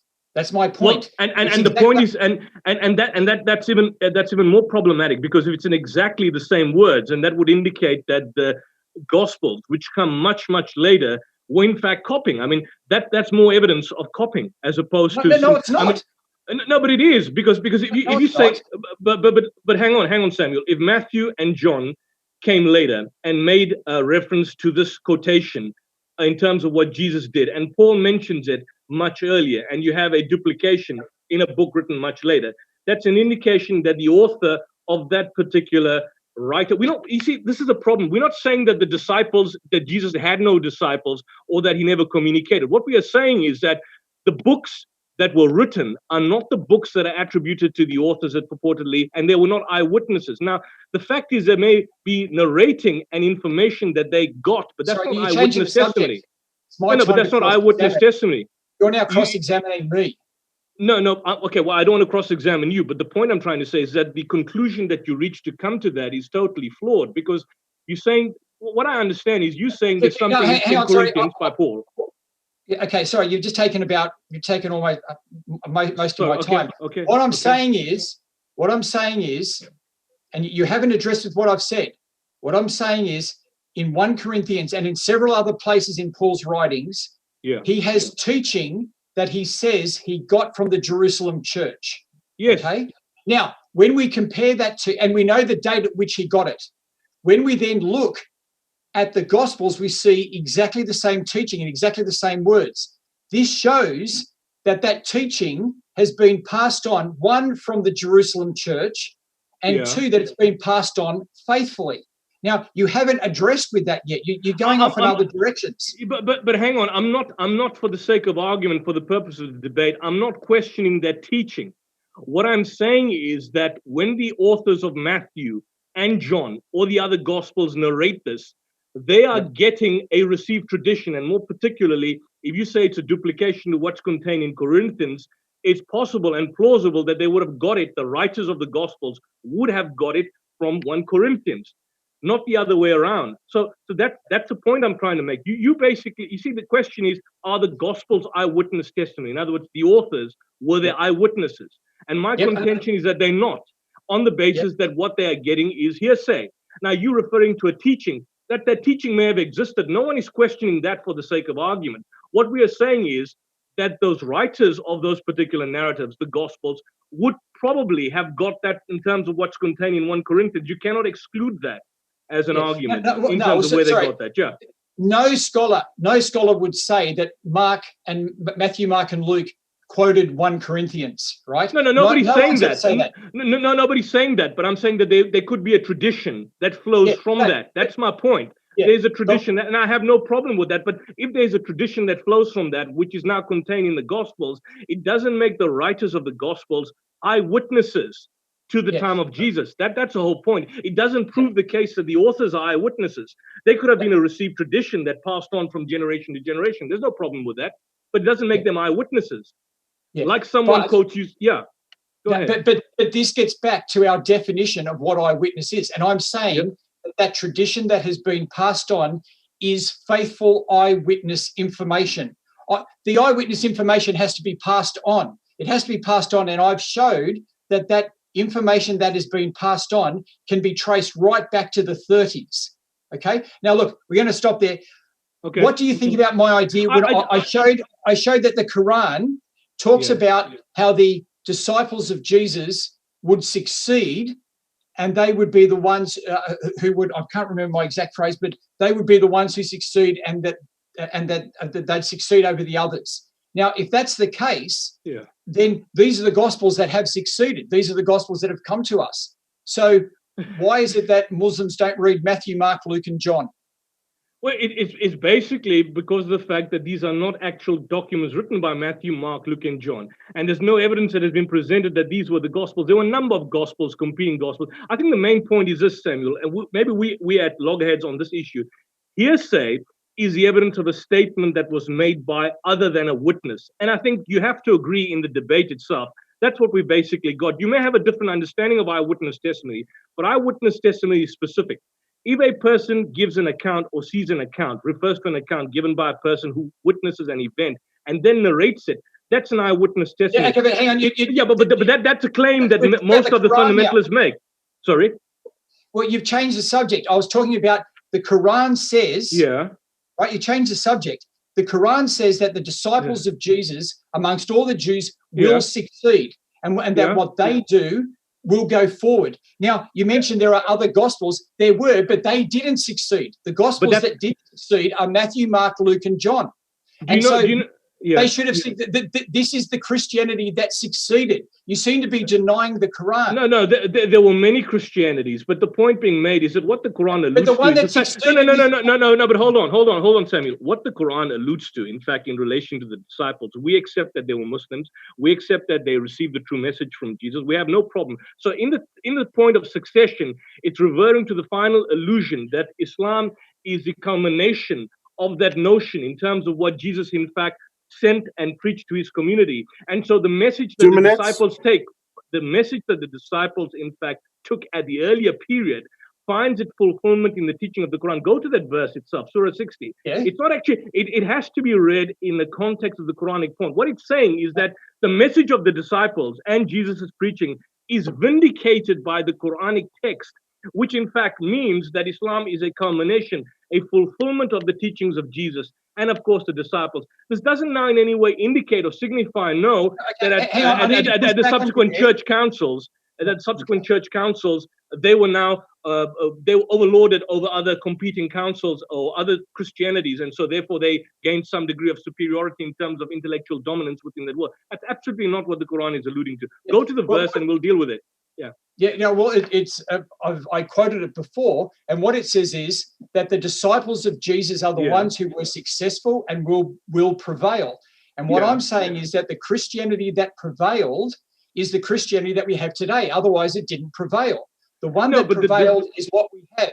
And it says that the disciples, who the disciples were and their ministry for Jesus, they were the ones that prevailed and they were the successful. I'm saying that according to the Quran, the Christianity that exists today is the one that succeeded, and these are the Gospels that come with it. And so, but the Quran doesn't say that. It doesn't.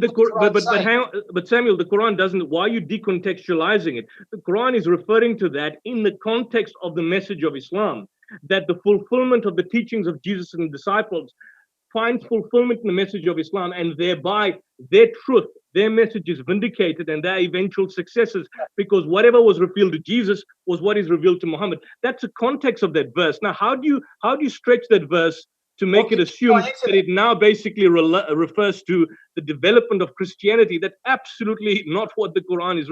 Otherwise, you are saying now, which many Christians have not said, that Islam now is suggesting that modern day Christianity is vindicated, which is not the case. The Quran is not in fact referring to that. If you go to the verse, you'd see that the Quran is not referring to that at all. Guys. Sorry, the vindication in terms of the message of Islam. Thank you, guys. Thank you. That's time. I see the audience Q&A is not that dense, and it's not a lot. So what I would suggest is, if you want to, maybe I can ask you a few questions from the audience for the next 10 minutes. And then if you want to, I can give you each one additional question to ask that you can ask each other after the audience questions. Is that okay with you guys? That's fine. Okay. I'm going to start with the audience questions. They're not that long. They're not that dense. First question is addressed to Samuel. The question is from Salman Ahmed. He says the following: all Gospels are only available in Greek, but the language of the disciples, including Jesus, was not Greek, then how can writings be attributed to non-Greek speakers? Okay, thank you for that question. Basically, Greek was the main language in that area of the day. And so the Old Testament, the Jewish scriptures had been translated into Greek. When we read the Gospels, we see Jesus spoke to Greek people. There were many Greek towns around them. And so they've even had discoveries in Jerusalem from the time of Jesus where everything is in Greek and Hebrew, Greek and Aramaic. And so if you wanted, so Greek was the language. And if you wanted to testify to the world, you would use the world at that time language, which was Greek. And so that's what the disciples do. And I just want to point out here that the word Injil in the Quran is actually a Greek word. It comes from the word euangel in Greek. So the Quran itself doesn't use some non-Greek term to describe the gospel. It actually uses a Greek term. Okay, fantastic. Yusuf, a question to you, or do you want a 1 minute, comment on that? And then I'll give Samuel a 1 minute comment again on the question that was asked to you. Yeah, just quickly on the last point. Yusuf, you're breaking up.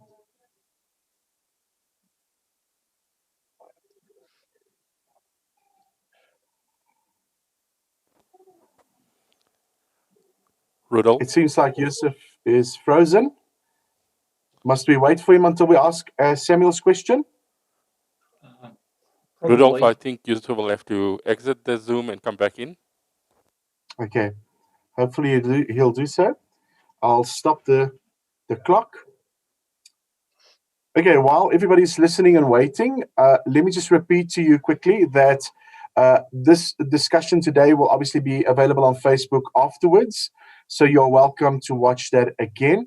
But then also be reminded on the 11th of July, Yusuf and Samuel will have another discussion on the satanic verses, and the topic will be narrative, incident, or historical. So please keep your eyes peeled for that. And then also, if you want to have any more information on Yusuf Ismail, his ministry, you are welcome to go to www.ipci, that's the Islamic Propagation Center International, .co.za. If you want some good and solid resources from Samuel, you are also welcome to go to his website, and his website address is Engaging with Islam, that is one word, engagingwithislam.org. So you are welcome to have a look at that. You're also welcome to look at my website at adlucem, adlucem.co. And again, you can follow any of these channels if you would like to get updates, if you want to see what's going on with future discussions or debates. So please keep that in mind, and also keep in mind that we've got quite a few coming up still. Maybe this is also a good time to let you know that on Wednesday next week, we've got a discussion between Bashir Vania, a friend of mine that lives in Indonesia, and Samuel Green, and they will discuss the topic on was Jesus crucified. Now that is in the morning, very early. It's about 10 o'clock to they are finished, but you can also note that if you would like to join. Again, please have a look at it, and you are more than welcome to have a look at the discussions that are really readily available and made available for you online. I'm not sure if Yusuf is back yet. Maybe he's still waiting to get back. Maybe he got so excited that he stepped on his cord and he unplugged the internet. I don't know. Okay, Yusuf's going back in. Excellent. And then I'll post a question to Samuel. Rudolph, to Yusuf, sorry. I'm back on. Yeah, question. Could I just address that quickly, Rudolph? Because I seem to I'm just losing you guys. I can give you 1 minute. Okay, yeah, just 1 minute on that specific issue. Yeah, just quickly. When the Quran speaks about Injil, it's basically contemplating revelation that was given directly to Jesus. It's not referring to, in any given situation, to the Gospels, even on the assumption that there were eyewitness testimony, which we have proven. It's referring to a revelation that vouchsafed directly to Jesus. And I know Samuel made point about the fact that Injil, it comes from the Greek evangelion. That's possible. What you have in the Arabic language is linguistic borrowing. There's no problem with that. But the point is that it's contemplating revelation given to Jesus. And that is distinct from now saying that is equivalent, or you can create some sort of equivocation with the biographical information mentioned by Matthew, Mark, Luke, and John. I know Samuel tried to create the equivocation about the fact, when I raised the issue of illiteracy, that how could John, being an illiterate fisherman, write the gospel? And the Muslims are now claiming that the Quran is in fact a miracle from God because the prophet was illiterate. But that's not the point. We believe in verbal revelation. You believe that God inspired men to write, and they wrote in accordance with the idiosyncrasies. So the nature of inspiration and the nature of revelation are two different ideas entirely. So just to clarify the point, when we refer to Injil, we're referring to revelation given to Jesus, not what Matthew, Mark, Luke, or John in fact wrote, even from the Quran. Okay. Thanks, Yusuf. Time's up. All right. Okay, sure. Excellent. Yusuf, here's a question for you from right. the seasoned apologist. Yeah. And let me just read it out for you. It says the following. Yusuf mentioned in his opening that one of the reasons why the Gospels are not based on eyewitness testimony was that the authors did not speak or write in the first person. However, we see that this was a well-known written style known as Iliism. This was used in the Gallic Wars of Julius Caesar, a commentary on De Bello de Gallico. Why would Yusuf say this when he is negating the point? No, I think the question by seasoned apologist has failed to understand what I'm saying. I made the point that if he was listening, he would have known that I did make the point that there was a style of writing whereby individuals would write and refer to themselves. And you can clearly find that in the Annals by Tacitus and the commentaries on the Gallic War by Julius Caesar. But the point I was making is that they basically shifted and they changed, and there was, this was a stylistic rendering in terms of how people communicated. Now, I'm prepared to give you the benefit of the doubt that could be possible with the Gospels, but it's clear that in the text that we have internally, that there seems to be an exclusionary element. Now, here's the other point from that, is that I made the argument that, generally speaking, 100% of Roman senators in the 2nd century were literate in Latin. So if you were to make a claim that Tacitus, a Roman senator, for the sake of argument, wrote a historical work like the Annals and the Histories, that is not an extraordinary attribution, because generally speaking, history at Rome was mostly written by senators for senators. So that's not basically extraordinary.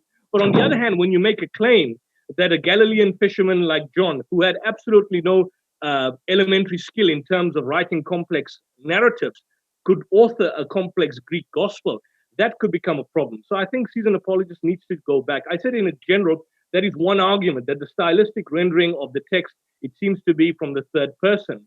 But I said that there was a style of writing in the 1st century where people could write in that particular fashion. But I'm saying that's not the only reason why we reject this. We are saying that more than that, not just simply is it written in the third person, but if you look at the aspect of the illiteracy, if you look, for example, at the testimony, if you, for example, look at the authorial attribution that comes centuries later, there was never a debate as to whether Tacitus wrote the Annals and the Histories. There was never a debate as to whether Julius Caesar wrote the commentaries on the Gallic War. This was never in dispute in history. Excellent. Thank you, Yusuf, for that. Just to be fair, Samuel, I gave Yusuf an additional 15 seconds previously, so I'm going to give you additional 15 seconds. So you've got 1 minute and 15 seconds just to speak on the point. Go for it. Thank you. And look, I think seasoned apologist has raised a good issue for us here. And I'd also like to point out that the Quran sometimes uses the third person in chapter 9, and there are big sections of it which are in the third person, where the author of the Quran speaks of himself in the third person. Now, with the Gospels, Yusuf is right in that they don't go shifting around between first and second person. But this is where I've said we need to look at, and what I based my introduction on, my opening statement, I looked at what the authors wrote, not just the Gospels themselves, because with the Gospels, what we find is that the same gospel, that the man who wrote John also wrote these letters. And in those letters, he clearly explains that he is an eyewitness. He says, what I see, what I hear, what I touch. And so my point there was that they have chosen a particular prophetic type of genre, which is just in the third person, but they describe as the same author in the first person when they're writing in their letters. And this is just what we have. And in the end, we need to take the material, we need to take the Gospels on their own term and as the way that they present themselves. And I showed from Luke's Gospel that he is clear, that he is dealing with eyewitness accounts, and that's what they're passing on. I'll finish there. You're muted, Rudolph. Oh, sorry, thanks. You're on time, on point. Okay, guys, the questions, I'll leave it at that. But what I'm going to do now is, Samuel, if you would like to ask Yusuf a question, I'm going to give you 30 seconds to ask him a question. And then, Yusuf, if it's okay with you, Okay. I'll give you a minute and a half to answer. Sure. Samuel, you can go for it. Okay, so my question is, the Quran does not mention Matthew, Mark, Luke, and John. I agree with you there. But when it talks about the Quran and describe itself, it doesn't talk about the 7 haruf. It doesn't talk about all the different readings. It seems to me that the Quran doesn't give any details about itself. So why should we expect it to give details about the gospel? Why should we expect it to talk about Matthew, Mark, Luke, and John if it doesn't even talk about the haruf or the qira'at? No, I think Samuel, you're conflating two issues here, basically, talking about the Ahruf and talking about the Injil. Firstly, the Quran is quite clear on the Injil. It basically says in numerous passages, we can open the Quran here, that it's something that is vouchsafed to Jesus, something that was revealed to Jesus, something that we would describe as the word of God given to Jesus. Now, Christians don't believe in that. You believe that Jesus is the word of God, and what you've got here are hagiographies, or what you would describe as narrative biographies about Jesus. It's not the same. So the Quran is clear what it's saying. You're saying it doesn't give details about Matthew, Mark, Luke, and John. Of course it doesn't. But it also identifies what the Injil is as a revelation given to Jesus. So let's not conflate the two, because for Christian to say that the Injil now is the same as the Gospels, even if one were to transliterate it or translate it, it's actually not the same. And I think most Christians will obviously be aware of this distinction that exists. Secondly, when you look at the Ahruf or the Sabbath Ahruf, why does the Quran not basically refer to it? Well, it actually does, but it doesn't refer to it necessarily as the Ahruf.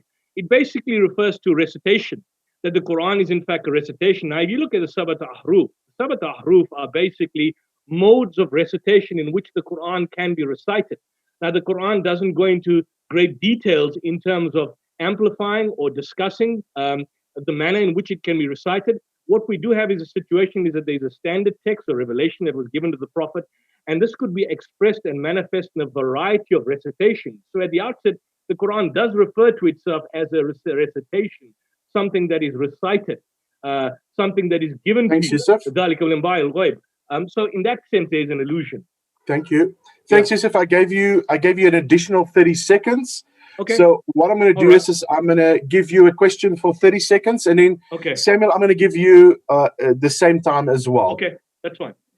Just quickly, Samuel, you mentioned the point, and I know that the death of Jesus. When did Jesus die? And you said there's no problem. But I mean, if you look at Mark 15:25, it says clearly Jesus dies on the Passover, the morning after the Passover meal was eaten.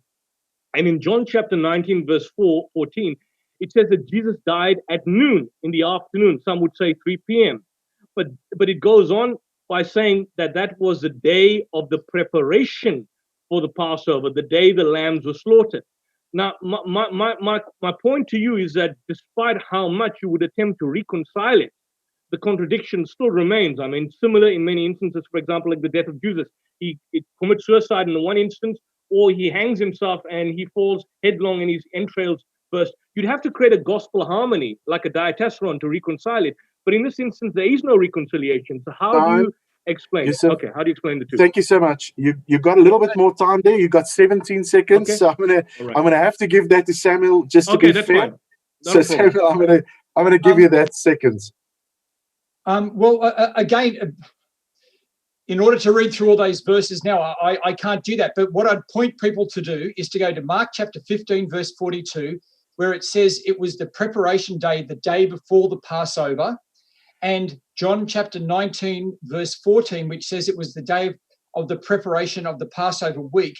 And then it explicitly talks about it being the high Sabbath for that Passover. And so they're just the same day. I mean, I don't know what else I can say there, except that they're just the same day. Now, you spoke about reconciling things, I think, and harmonizing things. Well, we do. I mean, if you actually look in the Quran and you look at who came to Mary, was it the Spirit comes to Mary, or was it angels? Muslims do harmonizing as well. You have those two things, and there are big lists where almost any event in the Quran, if you look at where it's said somewhere else, different words are given, different people are said to be there, and you have to work through that process yourself. Now, that's what I'm asking us to do. That's what I'm saying we do as Christians. We don't deny doing it, but you do that as well. Now, with Judas is an interesting one, because in Matthew it says that he hung himself.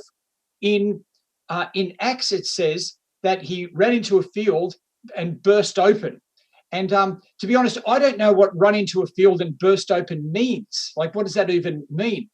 From reading other sources around the time, and particularly having just read Eusebius, it may mean, because I don't know what run into a field and burst opens means, right? I don't know. So to say that it doesn't mean hang, I don't know. What I think it means is that to burst open was what would happen when it talks about the kings, Roman kings and Jewish kings who were corrupt men, that they would get worms. Now, what's happening there? Something that seems to have gone on. Are you there? I'm still fine on my signal coming out. I'm okay, fine. I can on. hear you. I can hear you.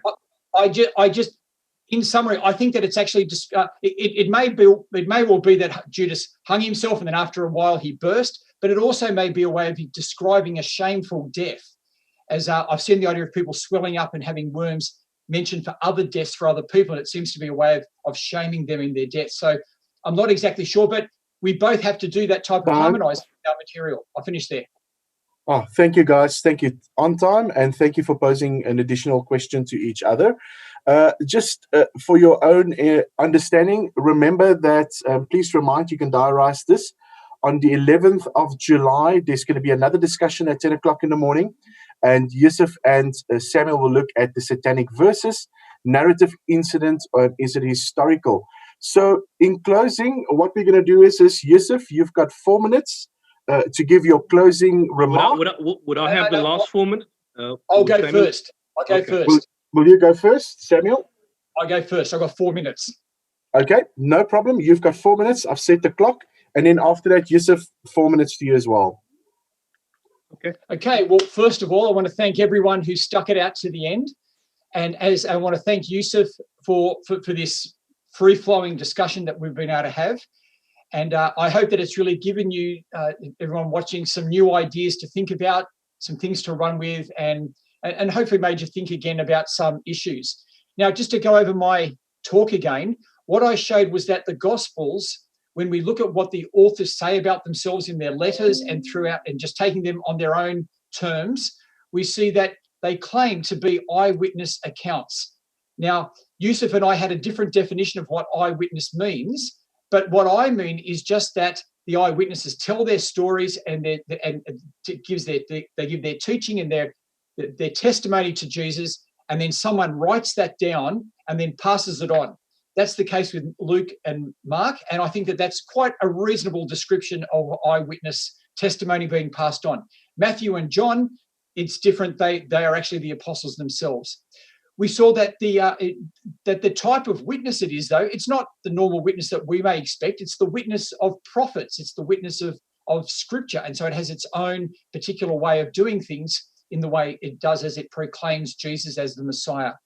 When it comes to the reliability of it, I looked at how there is evidence for the gospel material that can be traced right back into the 30 ADs, that because we've got letters of the Apostle Paul, who was using this material before the Gospels were written, we can actually see the same material in an earlier stage of history.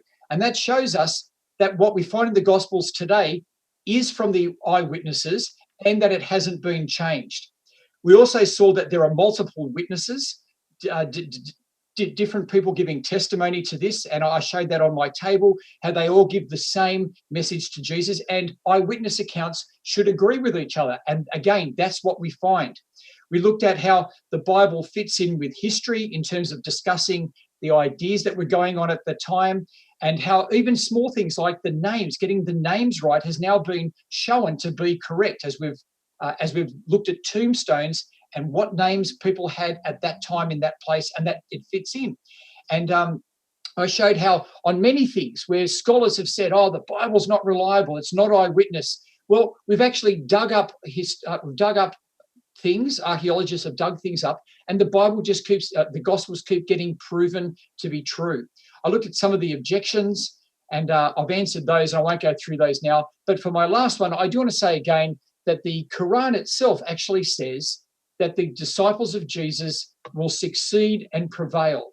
And the Gospels that have succeeded and prevailed, that the Quran actually says are with the Christians. It says the Gospel in chapter 5, it says the Gospel that was given to Jesus is what the Christians have. And what is that? What is the Gospel? It's according to Matthew, it's according to Mark, it's according to Luke, it's according to John. That's just how the Quran reads. It says that the Gospels Christians have is what Jesus had. So I want to thank you for sticking out here, but I actually want to finish by saying, if you love Jesus, if you want to find out about Jesus, if you want to find out what God has done for you, then you can do that. You can get a Bible and read a gospel account. And I want to encourage you to do that, to go and get a New Testament. Ask a Christian if you're a Muslim. They'll give you one. Go and read Matthew, Mark, Luke, or John. Take the Bible on its own terms. Don't just let people turn you away from it, but go and listen to the eyewitness accounts from the disciples of Jesus themselves and find out what God has done for you. Thank you very much. Thank you, Samuel. You've got 5 seconds left. So I suppose, Yusuf, your final closing remarks. You are welcome to start when you are ready. Is it 4 minutes or 5 minutes? 4 minutes. 4 minutes. Okay. Thank you, Samuel. You've been a gentleman and a scholar, just like my friend Rudolph. I seem to like both of you. Firstly, looking at the Surah 60, I think Surah 60 about the Quran, the disciples will succeed. It doesn't now in any way mean or vindicate the fact that the New Testament is uncorrupted. The Gospels are in fact eyewitness testimony. Not at all. If you look at the context of the verse in terms of succeeding, what do they succeed in? They succeed in the message that the eternality of the message of Jesus as passed through to his disciples and of course the society around them would find the fulfillment and culmination in the revelation of the Quran. That is what the Quran is referring to, not in any way referring or alluding to the New Testament or the Gospels being eyewitness testimony. I pointed out the fact at the outset that the Gospels are ahistorical hagiographies. They're apologetic motifs which want to prove certain theological points, and this can be clear in the evolution, which you obviously dispute. I've stated that the scholarly consensus, and this is a scholarly consensus, that they're anonymous, no evidence showing otherwise. I've given you the Oxford Annotated Bible, Jerome Biblical Commentary, conservative biblical scholars, people like Raymond Brown, and I want the folks to note even the authority that Samuel alluded to, Richard Borkham, for example, together with Martin Hengel, questioned the authorship of the Gospel of John, alluding that it could have been written by John of Presbyter. So the authority and the scholars that many apologists in fact refer to don't come to the same conclusion that they do. I've also pointed out that the internal and the patristic evidence show there cannot be eyewitness testimony. We don't have any autographic manuscript of any gospel. The earliest manuscripts have grammatical variations, and what we've got is the writings of Papias, or the Papias who draws from oral tradition, dating to 120. We don't even have any writings of his. We've got a hearsay testimony from Eusebius, dating to the 4th century, referring to the writings of Papias, that Papias makes these particular references, but nothing particularly from Papias. I pointed out that the literary levels are extremely low, and the probabilities of them writing these complex Greek texts would be greatly diminished in view of the fact that the vast majority of the people living in Galilee, in terms of the literacy standard, would be less than 3%. The isnads don't stand up. The so-called chain of transmission doesn't chain up. The suspects are narrated. The Gospel of John has gone through 3 stages of editing, according to Raymond Brown. And there have been many church fathers and pagans who've questioned the authority of the Gospels. There were certain contradictions that cannot be reconciled, in my opinion. For example, the birth narratives, the resurrection narratives, the when Jesus died. I mean, even if you're saying it's the same day, I mean, one account says in the morning, and the other account says in the afternoon. Was it 9 a.m.? Was it 10? The date is not. The time is also contradictory, even if you're arguing that it's the same day. You've got narratives, for example, in Matthew 27, verse 51, about a mass resurrection having occurred, of people jumping out of their graves and walking the streets of Jerusalem. And nobody appears to have seen it except Matthew in a single text. You've got Michael Koch that, for example, argues that the gospel titles cannot be shown to be independent of the Papian tradition, and we do not have independent evidence of authorial attributions. I want to end on this, that we do have authentic texts. Muslims would argue that the Quran would be that the Quran would be the word of God. If you look at Kenneth Cragg, who is an Anglican priest and a late prolific scholar, stated that the Quran, as it stood in Uthman's recension, omitted no significant and includes no extraneous material. The Prophet's death had decisively closed the book. You've got, for example, Richard Bell, a British Arabist at the University of Edinburgh. He said, modern study of the Quran has not in fact raised any serious question of its authenticity. Neil Robinson, one of the leading British Orientalists in the past 20th century, stated, and a senior lecturer of Islamic studies, said that in the broad outline, the Muslim tradition has met with a widespread acceptance from non-Muslim scholars. And that's a difference. The Christian scholars have not met up and confirmed that the Gospels are indeed. Thank you, Yusuf. Thank you very so much. Well, before we conclude, let me just say that there's, always a few people in the background that also helps out, and they also need to be mentioned. So sorry for that. So please, if you, I can just say thank you to Ahmed Asmal. You can also have a look at Ahmed Asmal's sound and video. He is just exceptional, and he's been such a great help. And then also Adila, Yusuf's wife. She's always such a pleasure, and she always helps out to work and to arrange all of these things. Thank you to Adila as well. She's become a very good friend as well. And also thank you to Yusuf. Thank you to Samuel. Thanks to you guys for your time on a Saturday morning. While you could have watched, well, there's no football or anything going on, but it's still good to have both of you together. And I'm just so overjoyed to see that the synergy between you two has been very good. I just want to remind the audience once more, there'll be another discussion on the 11th of July. Same time, 10 o'clock in the morning. They will look at satanic verses, narrative incidents, or is it historical? So please note that. And I think we almost got about 612 people on YouTube. Thank you for listening. Thank you for watching. And I'm looking forward to a lot more of these discussions. Thank you once more, Samuel. Thank you, Yusuf. And thank you to the other crew as well. Thank you so much. Have a wonderful Saturday and speak to you again. Thank you, Rudolph. Thank you, Yusuf. Thank you, you, guys. Samuel. Right. Take care. Bye, Thanks everyone. so much.